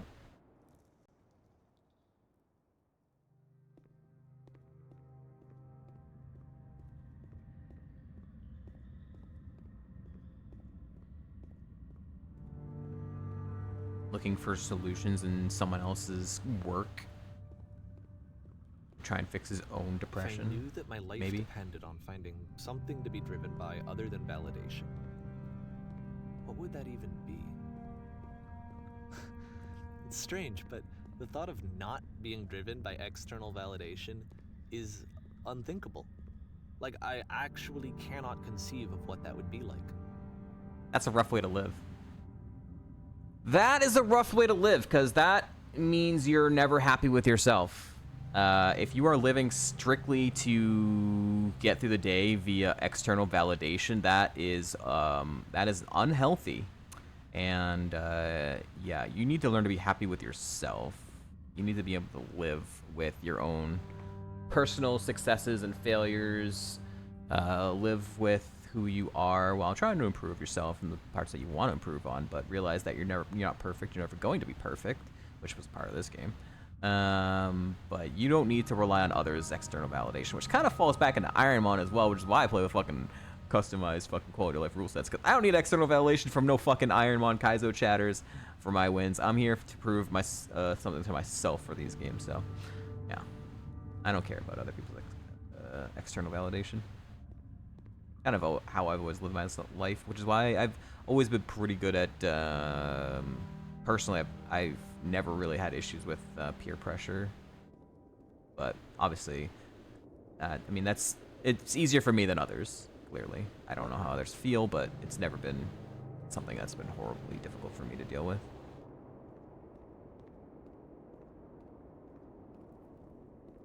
Others appear to have more issues with it. And I'm sorry, because I know that I said that I would be here and I would walk you through this, but I'm starting to feel like I have a lot of work to do. On yourself. I have a lot that I need to make up for. Talk to a therapist. Just gonna... Therapist is gonna be a lot better at this than just trying to figure it out yourself. There are certain things you might have to figure out yourself, which a therapist could help guide you to, but a therapist is not a bad idea. If you Need it. Gotta walk through the gates. Ding. Ding. Just want to press the jump button so badly. There's no jump button though.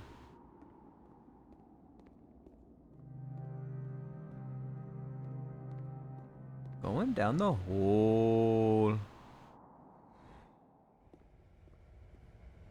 Yo, this feels like the beneath a Halo 3 level.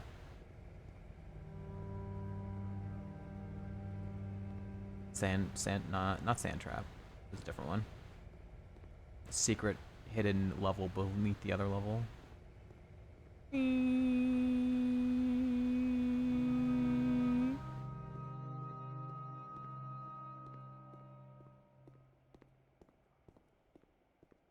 This looks like the Stanley Parable, like last area, or like one of the area things. Like, yeah. Also, kind of feels like a train station, old school train station.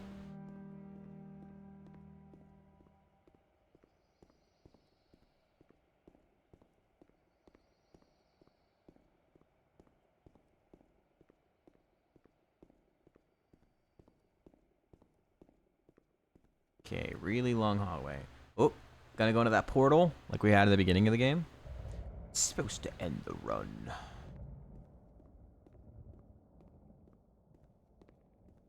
But it glitched out and we glitched up.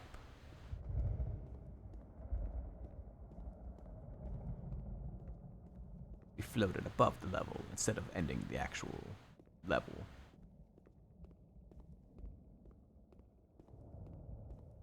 Talk to me, narrator.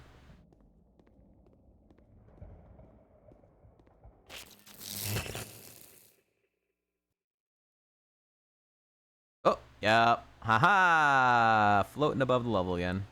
Oh. Okay, that's all. Oh, no. Oh, shit. And this is the maze of life. Look at all the twists and turns and paths you can take. Look at all the different places you can end up. It is infinite. With infinite possibilities.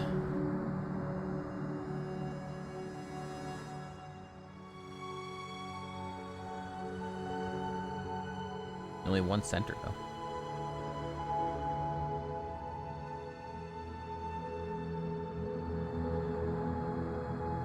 It's the same background as that other one.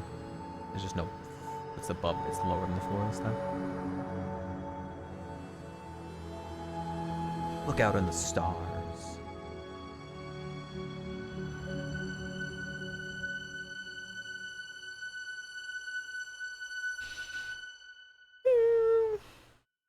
Is that the end? That'd be crazy ending. Oh my god, that's really the ending?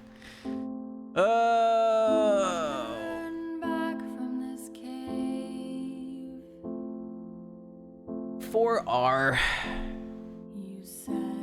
This project would not have been possible without the following individuals.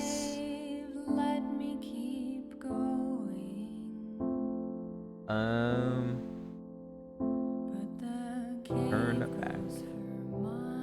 Is this the song right now? Yeah, this game's got some pretty deep messaging, I guess.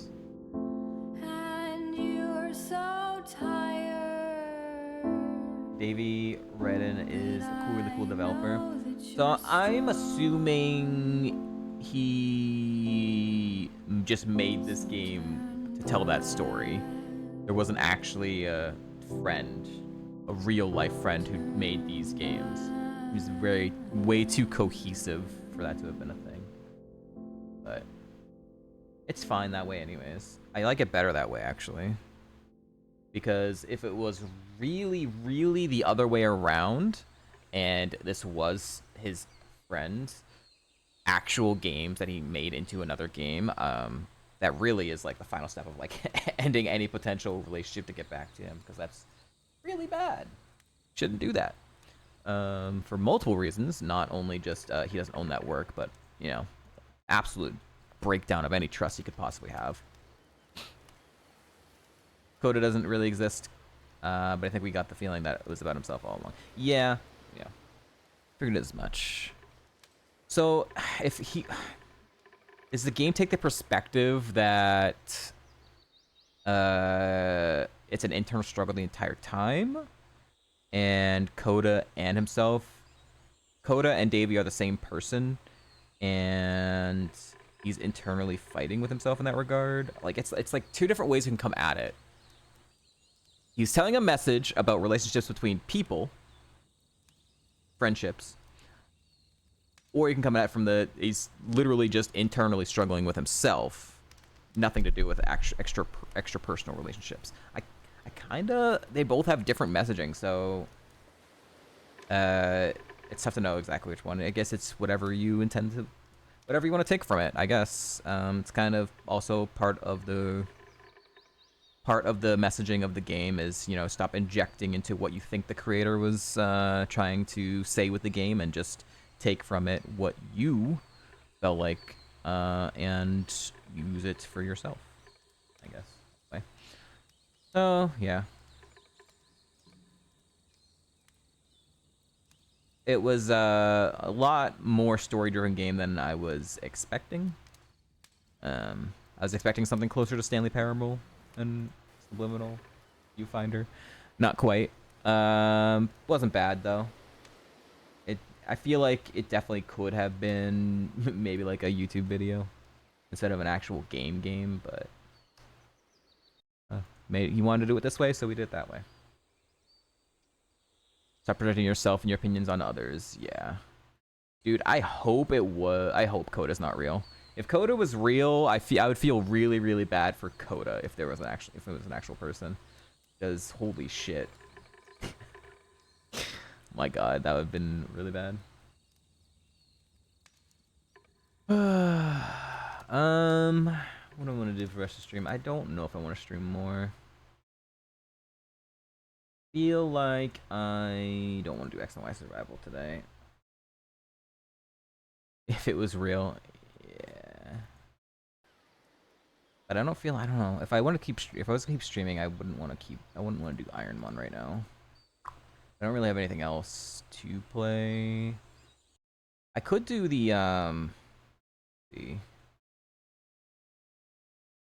So there was the Summer Games Fest yesterday that showed a lot of games. There was one game that it was only like one game I was really interested in, which was the 1666 Amsterdam, which has a demo. Kind of want to play that. So could do that.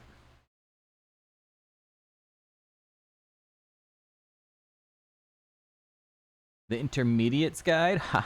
Wait, that sounds like an actual game, though.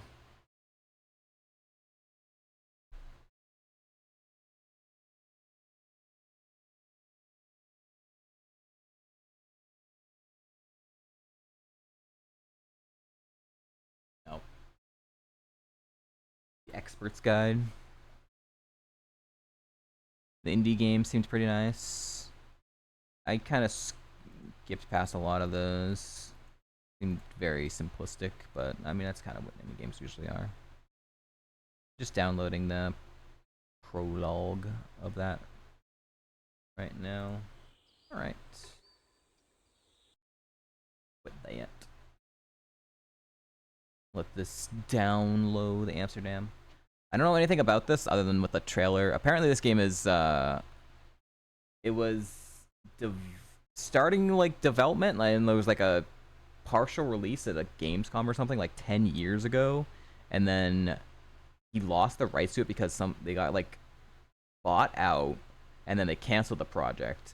And then there was, for some, we don't actually know how, but the actual original creator of 1666 got the rights back to the game, which I don't think he's come out and said how or not yet, at least from what I read. And now it's finally finished and being released. So Alright, ads are gonna run, I'm gonna run them, and I will be right back while this finishes downloading. Play the beginning. Alright, be right back.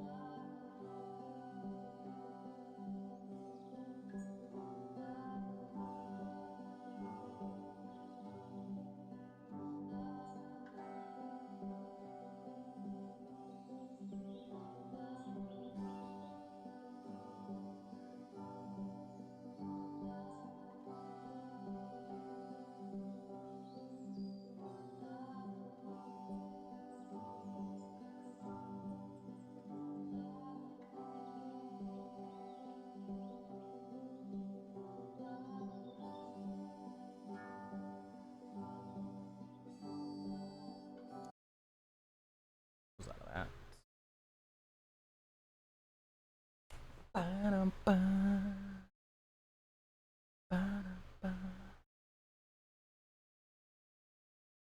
Very relaxing music.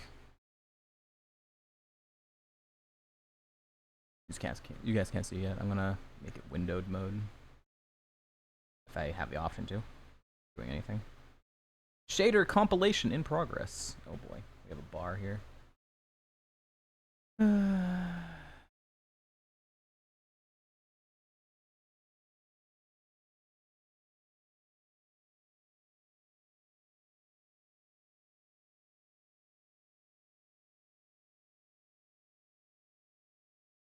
Right now it's full screen, so I'm gonna have to fix this after. But shader compilation in progress.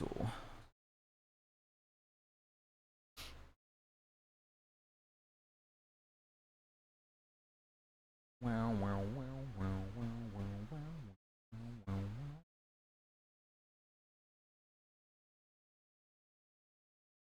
Even like see, this loading screen is very intense. Glitching out.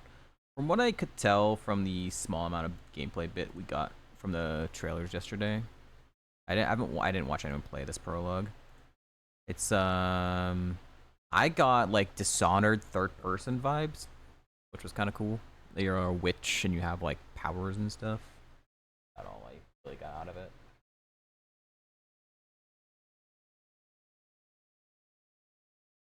The gameplay aspect looked pretty cool. I like the setting of that era. So,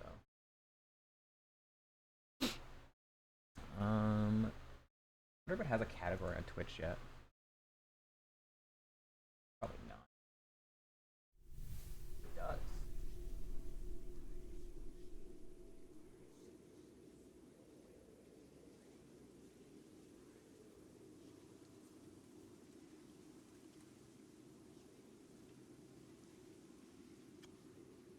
This game is a work of fiction. Beginning of AMPS 1666 Amsterdam. We wanted to give you a small taste of what is to come. If you enjoyed it, please share and sign up for the social media outlets. We'd love to hear from you. Thank you. We'll see you soon. Adjust the brightness until the symbol is just barely visible. Subtitles on. Streamer mode off. Where's streamer mode? Oh, streamer mode in case like pop-ups for like Steam and stuff, I guess. Whatever.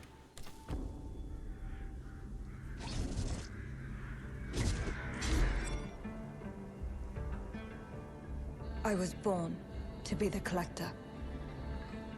To protect a world I cannot be a part of. This was the trailer. Destined to be feared for what I am. It is my fate.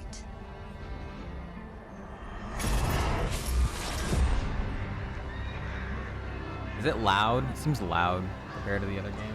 I have devoted my life to facing them. Those Oh. Uh-oh. Uh-oh. Clicking out and then clicking back in broke it. Oh, there we go. Okay. Souls.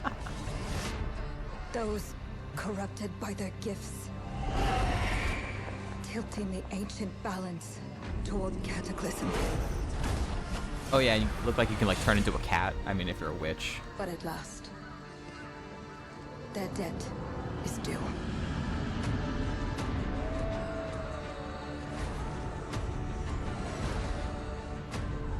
Every choice, every breath has led me to this moment. As the moon bears witness, I take the first step. My time has come. I am ready. Okay.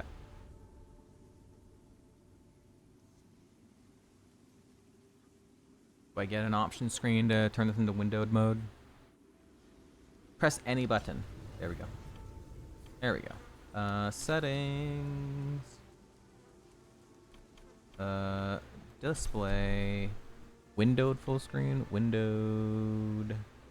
VSync. Frame rate resolution. Okay. Stayed good for you guys. Audio. Master volume. Music volume.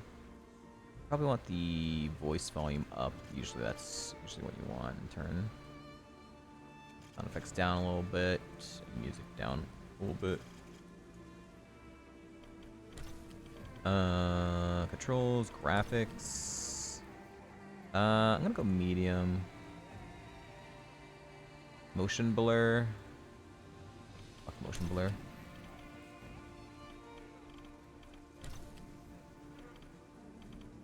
Alright.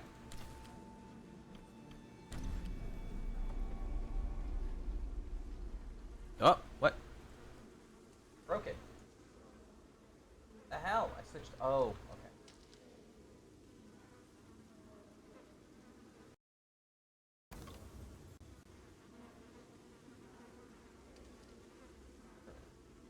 Alright. Ground and move. This is our character. Usually when I play games like this, for some reason it looks like really shit. Reveal Noah.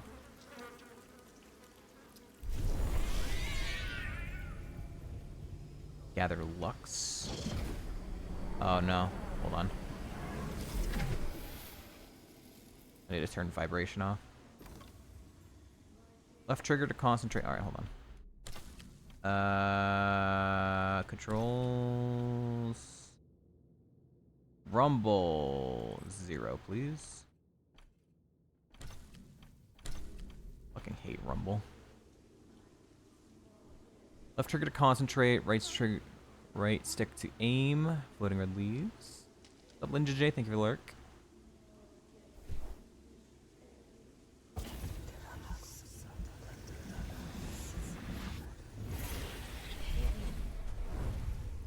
Okay.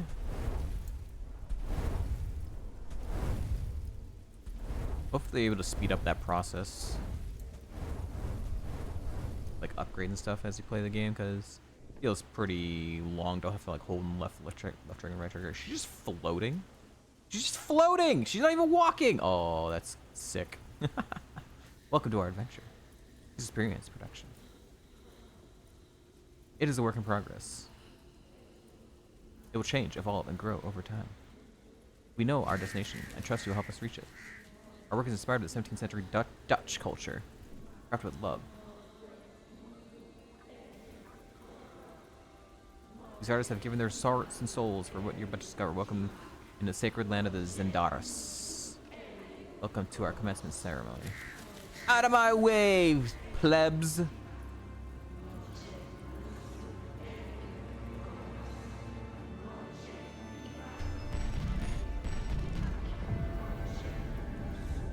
I don't have streamer bot open. The whole time I didn't have streamer bot open.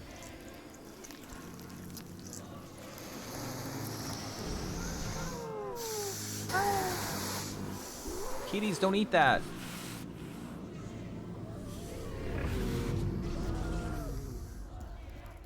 Streamer bot not open?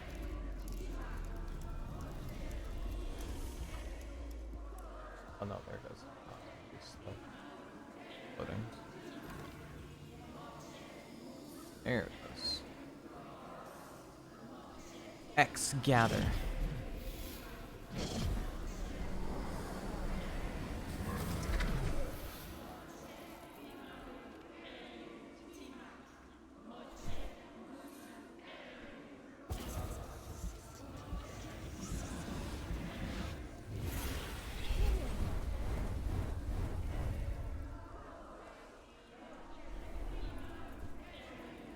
Enliven.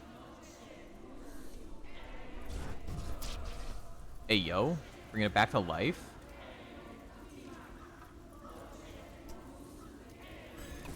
Ouch! Blood. Okay, they gotta make that look a little bit better on the final product. That blood drop was not not well done there. That was sick, like, after it, though.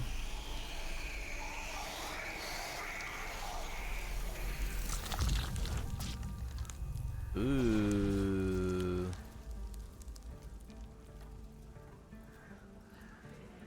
Yummy. Analyze the cats and stick a tree. Analyze. Spirit. Choose a cat as a Batterats. Whisper from across the void, a touch of the netherworld. Spirits would hold X to confirm Batterats.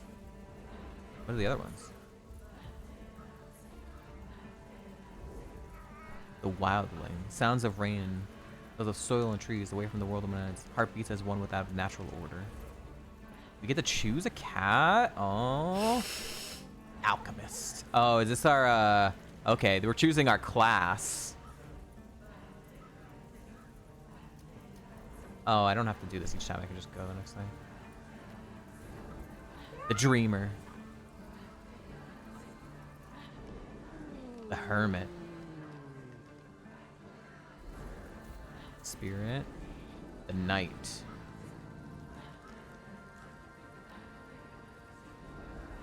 Page.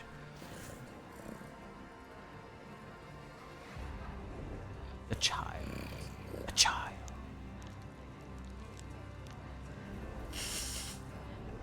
The Guardian.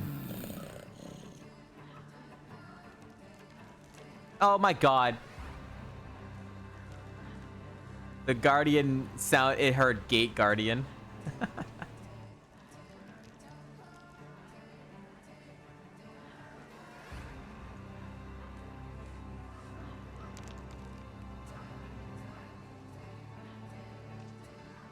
Well, I feel like we gotta choose him now.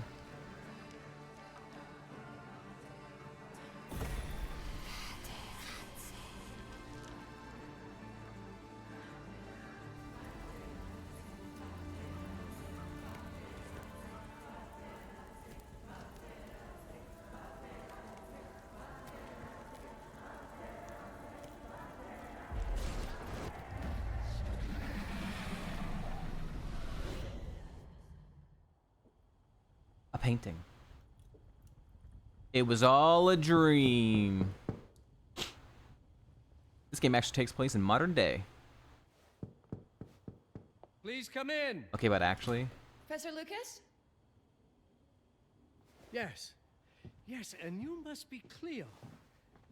I'm up here. Please join me. Be right there. Nice backpack, nerd. Wait, she can already do this stuff too? Oh, I have to analyze Professor with it. Expert in paleography in the Department of History. Track. We're tracking his ass. How do I get up to you? Sir? Oh, the staircase. Okay. This is a very fancy staircase. Very vertical, scary. Really gotta use those guardrails. Alright, Professor. Pleased to meet you, Professor Lucas. The pleasure is mine, Cleo. I'm glad you called. Were you looking for something in particular? I was, but my intricate classification system failed me once again. You know, this is the exact spot where I met your father for the first time. Really? Yes, he was looking Oh, I can walk around. for essays on Rembrandt and other Dutch masters. His arms were brimming with books. He could barely see in front of himself. Can't go this way, though. Sounds like my father. Yes. I recognized myself in his eagerness to learn. Hey! Invisible walls. The Fucked up. things you hear, I suppose. Oh. Yes. I have the letter he gave me. Could you have a look? Absolutely. Let's go to my desk. So how's my dear friend Aaron? You called my father a friend. Of course. Controlling both of them. I was devastated when he told me about his condition. I'm sorry, Cleo. He told you. When? I saw him about a year ago. He warned me that you were going to call when you were ready. Oh. I guess he told you a lot. Not much more. He is a very private person, as you know. Now, let's see that intriguing letter. And he walks away. Ooh, scissors. Uh-oh, nothing bad's gonna happen with the scissors, right? I can't read past the first line my father wrote. And then there's this last part at the end. Both are in English, but everything else is... Moving? I was hoping you could help me. I've never seen anything like this before. The writing seems to be hidden behind some sort of veil, and there's movement in it. It's like something organic. Okay. You're absolutely right. I've only seen this once before. I have a 300-year-old manuscript that has This guy's wearing a lot of eyeliner. protective layer, which means that this letter is from the Zandaris tribe. Go for it. Zandaris? Yes. It's It's just a very distracting. ancient tribe. I wonder how your father got this letter. Can you decipher it? I'm afraid I can't. But there is a tome in here on ancient writing that mentions the Zandaris' protected communication. Although finding it may be a bit of a challenge, I think I might have stored it a little too well. The library's registry should help. Registry or directory? Huh? Which one is it? Concentrate, concentrate.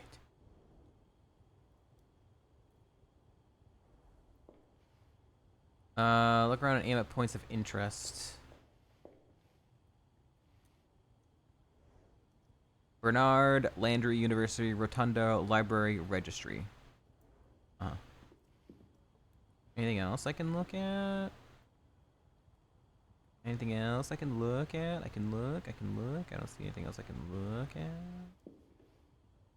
Did you find the tome? Gosh. The library's registry might help. It's on the table in the center. What did he want?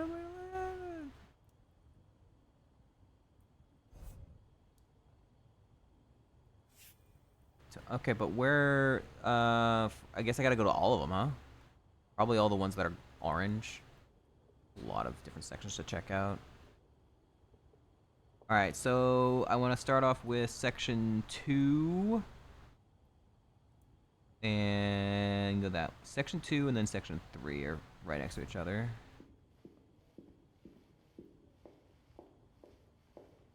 Aha. Oop.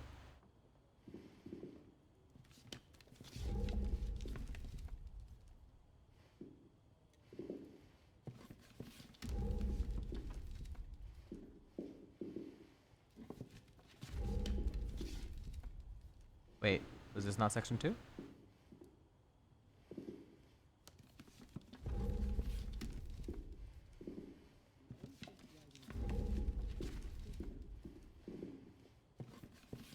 Wait, what did you say? Ancient writing of something? Wait, did he tell me a specific one to go to?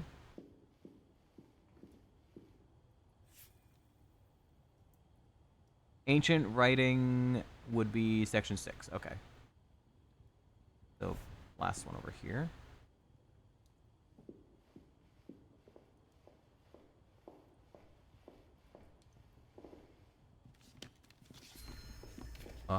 Take. Ancient civilizations. Limited information exists regarding the Zendaris tribe, with its origins tracing back to the pre-pottery Neolithic period. More recent references of the Zendaris emerge in the 14th century, alluding to the tribe as a secret society. Surviving accounts suggest that certain members of the tribe were in possession of a distinctive object known as the Heparan. When the Heparan was adorned and directed toward protected information from other Zendaris members, the beholder was purportedly able to decipher their meaning. The nature of the Heparan remains unclear, but it seems that the Heparan itself was concealed within an object that appeared unremarkable to the casual observer. Whew. Okay. That's a lot. Long-winded. Alright, now what? What did you find? Protected Zendaris information was only decipherable through an object. Something called a Heparin? Heparin? Yes, of course.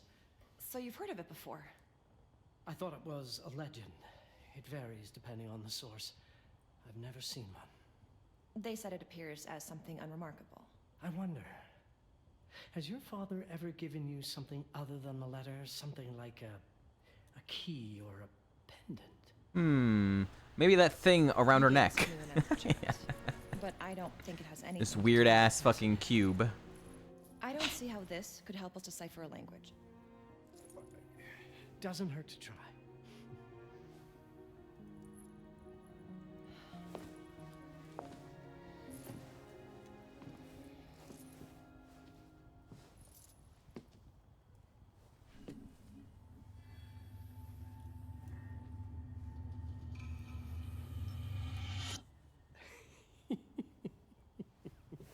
It doesn't work.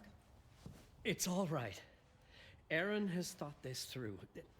There must be something that we're missing. Something to activate it, maybe. What makes you so sure that my father was behind this? Would it really be so surprising? I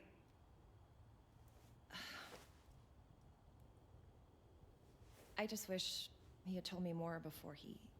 I understand, but this is his way to do so. Aaron made sure that we would meet in this very room. He's a brilliant man. None of this is coincidence. It's all coincidence. Have a look. There's no such thing as fate. See if there's anything that piques your interest. Something only you could notice. Did you know that my father donated a bust of Rembrandt to this school? I didn't. I'm afraid to say I never paid much attention to their donors. That must mean something, right? I know he loves this school, but... I'd say follow that lead. Section on Rembrandt. There's a section in this library dedicated to Rembrandt. The section already feels like it's maybe a little too long. Rembrandt, section 19. 19 is upstairs, right next to the stairs in the north section, and then one section over. Okay, so let's go up these stairs. I'm not sure your father left you anything here, but I do know he would have wanted you to look into Rembrandt. You should take a look at the section dedicated to the master. I'm moving. I'm going there.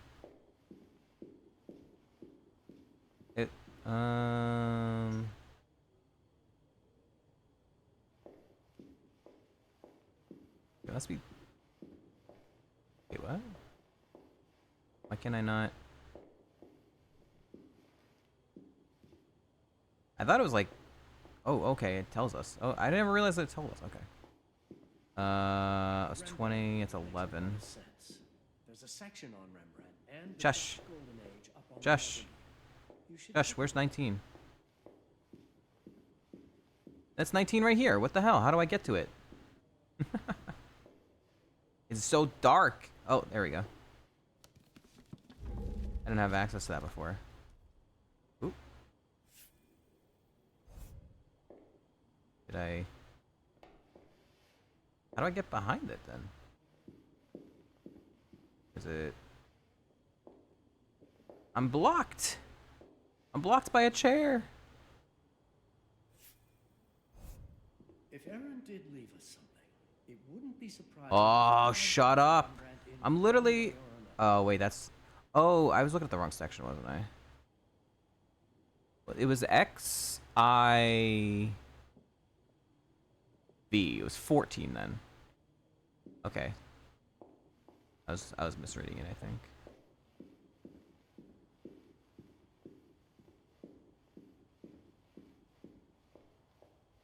So should be here.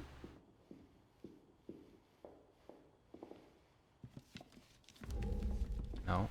Show me everything your father. Bro. I'm getting tested on my Roman numerals right now and I'm failing. Can I walk faster?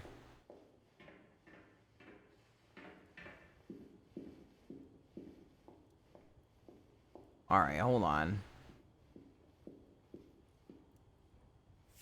Rembrandt. Yeah, XIV. 14. Is there another Rembrandt one? No. XIV. 14. Brother, what the fuck?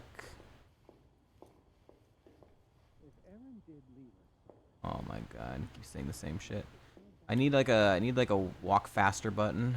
Oh, there is. The Rembrandt lead makes Sort a of. lot of sense. Is there one? There's a section on Rembrandt and the Dutch Golden Age up on the mezzanine. You should take a look. XIV. XIV.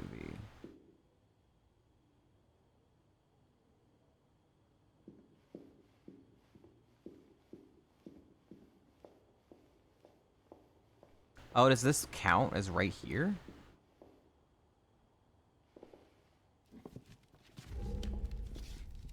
Brother. What the fuck?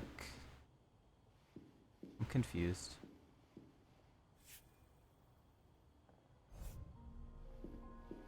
You might want to look into anything related to Rembrandt. Ho, ho, ho, ho, ho, It ho, makes ho, ho. perfect sense if we try to think as your father.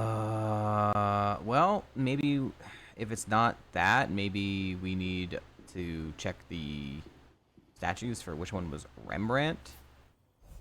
Portuguese.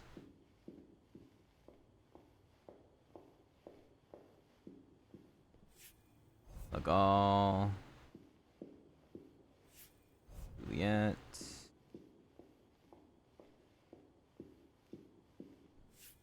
David. Davy. We just checked these. Show me everything your father might have left you, Cleo. Two hands Nero. are better than one. What? That's new. I didn't have that option before. Cleo, you're close. The text is from an old acquaintance. I trust you will know what to do. Okay. Press LS to move faster. Press? Doesn't feel like I'm moving any faster. I guess marginally.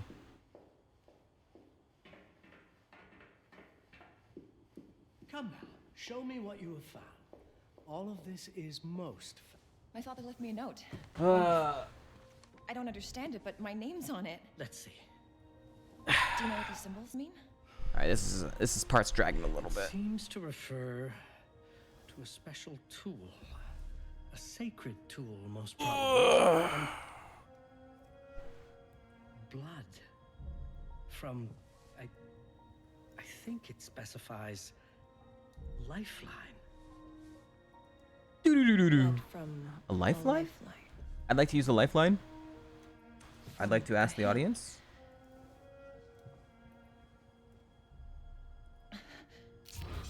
How do you think lifeline means? Okay, the blood drips are really bad. They have to fix that, but...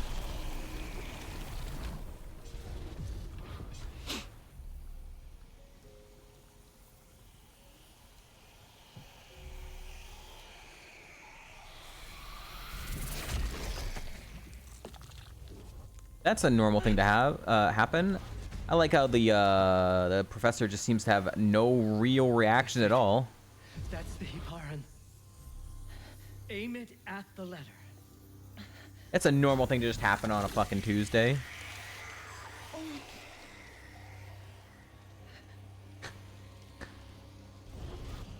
You know, her eyes went black, you know, I'm just not, you know, freaking out at all, you know. It's... Cleo, if you're reading this, Papa? it means you're experiencing Nux. It's this dark energy you can feel through your guts. Don't worry. It's yours, Cleo. And you'll become its master.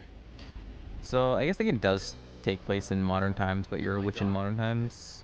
And I love you. Kind of less interesting than actually playing back in the olden times. Everything about your mother. Maybe you do a mix of both. This is it. But not the way you were expecting. Take these words as a guide to prepare you for what's coming. It all started on December 30th, 1999. I was with Agnes, my girlfriend at the time. We were in Amsterdam for the year 2000 celebrations, and we had a room in a pretty cool hotel.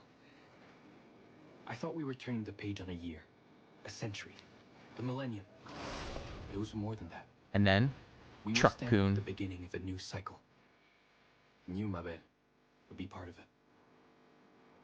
What we're playing is this couple? Oh my god. Just hotel. Just hotel. No name. It's the hotel. Everything starts with Agnes, as far as you and I are concerned, Cleo. But in fact, it's hard to grasp how ancient this story is. Okay, there is an issue with a demo that drops too much deposition and not enough actual gameplay. And right now we have had like no actual gameplay. It is just a lore drop. We need actual reason for people to want to come back. Agnes was play the game. different. An old soul, yet joyful, always surprised by life. This is why a lot of the demos in It games felt as though she usually already don't knew me. start with the intro of a game. They drop you off into a middle random level. Because that's when the actual like fun parts of the game are, not the introduction. Agnes had planned something for us in our room that night. Some of her belongings had already been delivered. Ancient artifacts. I was fascinated. I was wondering what was gonna happen. Just walked right through us. Alright. Truly, I had no idea what Agnes had in mind. But you know what, Cleo? I didn't care. I was in love. It's a very strange hotel to have all this glass. I never questioned Agnes's actions. She had a way of making me feel important and wanted. Needed, even. Nutcracker. As we walked to her room, I felt a new kind of excitement. Impossible to describe.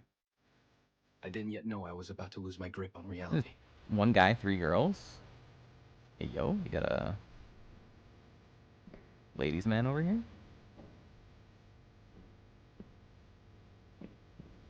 As you'll see, my bed, losing my grip on reality is an understatement.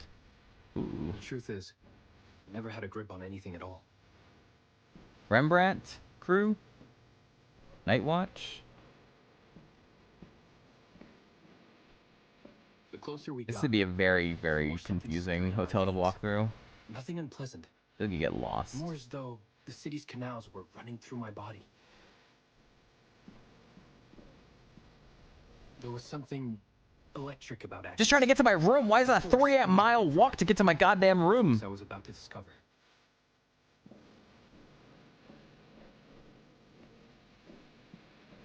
I have to walk through 16 different rooms to get to my hotel room? What the fuck?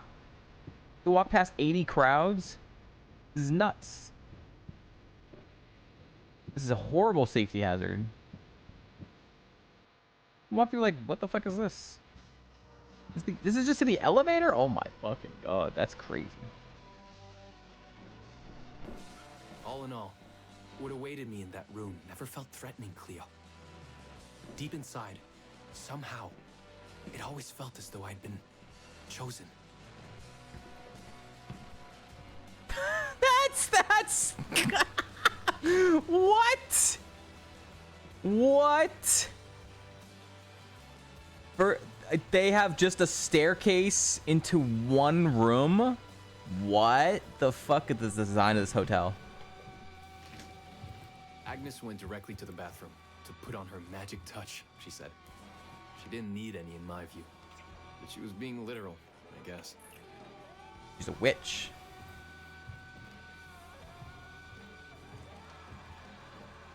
Didn't even close the door.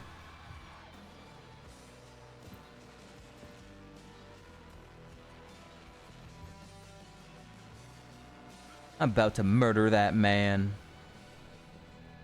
Alright, the door closed on its own apparently. Let me out! Let me out! Ooh, that was a lag spike right there. The bed in the middle of the room with no blankets, no pillows, no coverings. You just accidentally walk into it and stub your toe into the corners constantly. Fuck! Ow! Fuck! Ow! Actual, real mirror physics. I like that, though, because you actually don't see this too often in video games anymore. You get lazy about reflections. Could you set up my relics the way I told you to? She asked from the bathroom. I had to rummage through a chest, a shelf, even her bag to find those things of hers. So old they were unsettling. That's not how objects react. Jump out like they're alive and land on the ground. Where am I putting it? Tapestry.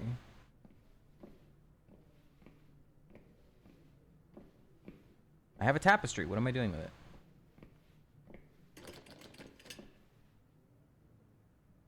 Oh.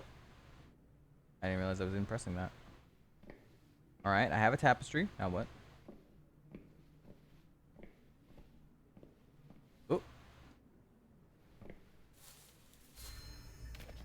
Nice. Just knock down all the shit. You're really ruining this place, dude. Making a big old mess of it. Oh, this is the chest. That are we playing Hogwarts? I feel like we're playing Hogwarts. Did all my mirrors get installed? She asked. Yes. They'd been placed around the bed, and the bed had been moved. Even now, I don't know how, or by whom. All right, well, we're getting sacrificed.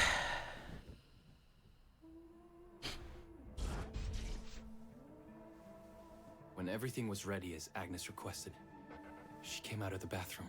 My shirt's off.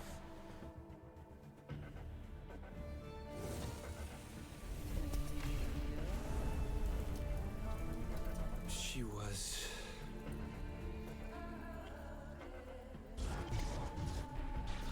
a witch. No look, chat. Do not look. No looking.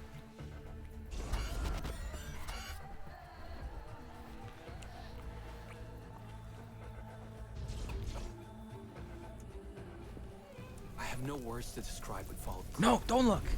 It felt ethereal until I lost the thread. And then all of a sudden, a goat showed up. And I had a knife in my hand. Oh my god, they're actually like... Oh, cat, not a goat.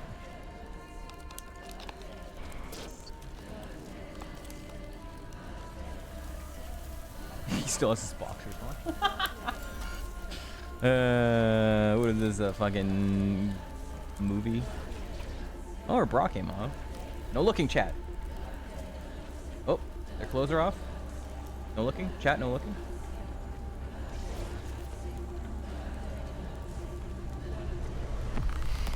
Oh, we're dead. Or he's dead. I woke up or something. I'm still not sure. I was a cat. Turned into a cat. Yes, you read that well.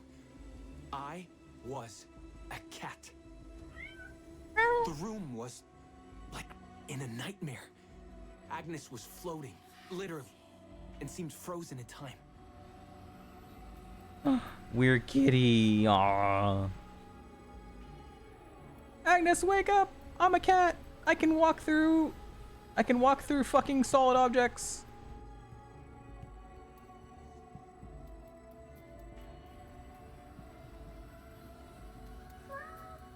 I can meow.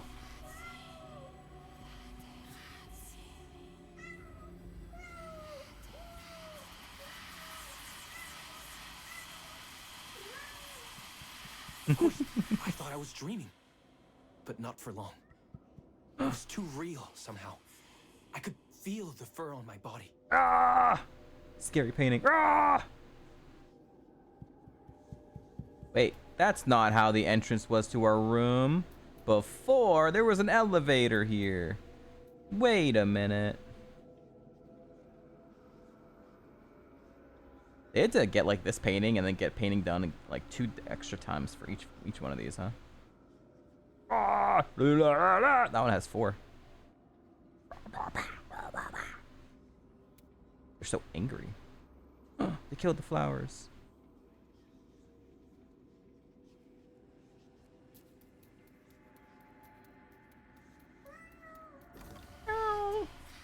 Hold LT to concentrate.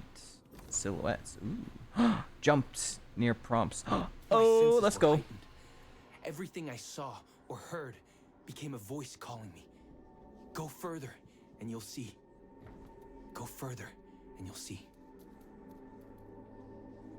Hold on. What's this?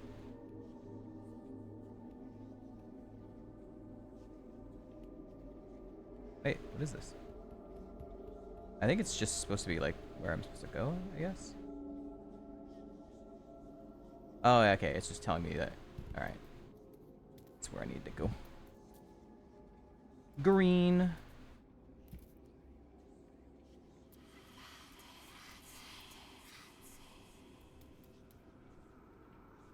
We are cat. We are cat.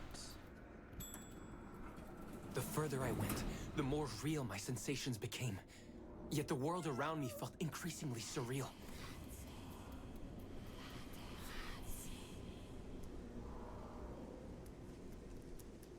It was scary, disturbing.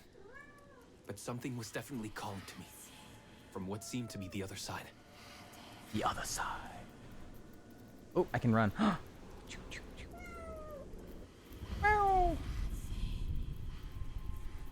And then, in a forest, yes, a forest, I knew it in my bones. It was someone calling me. Uh-oh. A woman. Uh-oh. Uh-oh. I trapped myself. How did I get trapped? Wait. Oh, let's go. I got myself out. Okay. I got like trapped in the ground there. The hell was that?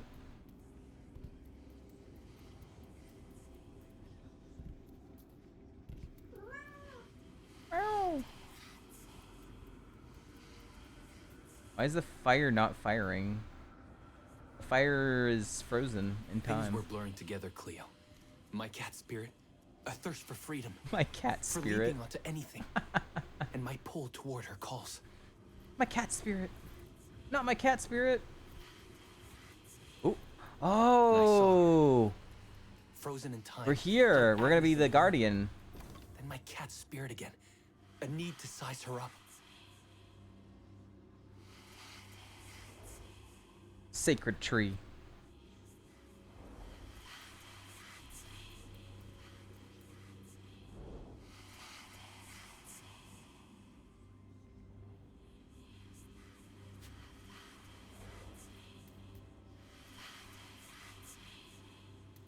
Then it happened. For a brief moment, I became fully feline.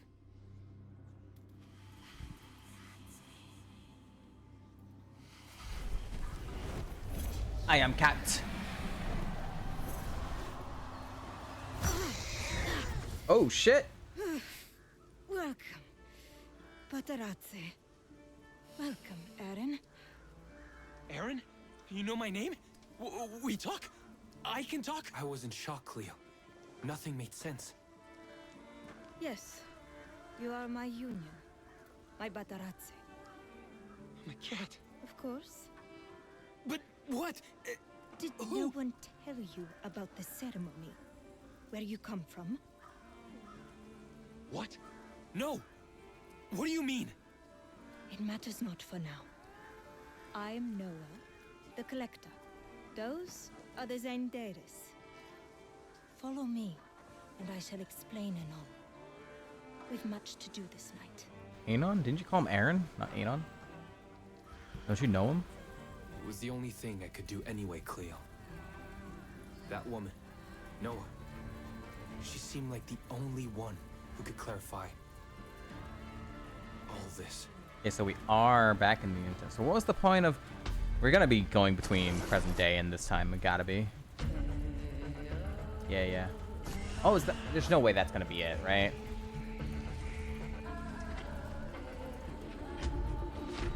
Encoding overloaded. Uh-oh. Didn't drop any frames, though.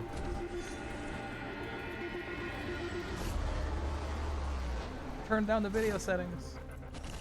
Already on medium. That's it? We don't get any actual gameplay? Bro, that's... I mean, getting an introduction to the story is fine, but I really would have liked to actually play, like, some of that actual stuff we saw in the actual trailer. Secondary part of the trailer yesterday. Actually get to do some of the mechanics of the game. Kinda... That's a little bit of a disappointing demo. That's not what a demo is for. You're supposed to show me the actual gameplay, not just lore drop. Oh well. I'm gonna call it there though, chat. A bit of a shorter stream, but it's all right. I didn't want to do Iron Man today. We played through a demo and played through. I am excited to play the actual game of this. It looks pretty interesting. I think it comes out end of this year. I don't remember when it actually comes out. But yeah, I'm gonna head on out.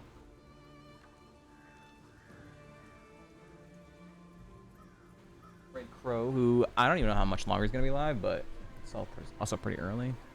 Crow is on Heart Gold, Kaizo Ironmon. I'm off tomorrow. My family's gonna be celebrating Father's Day early because my family is actually all gonna be available to go celebrate it tomorrow, which they aren't gonna be able to on the actual day.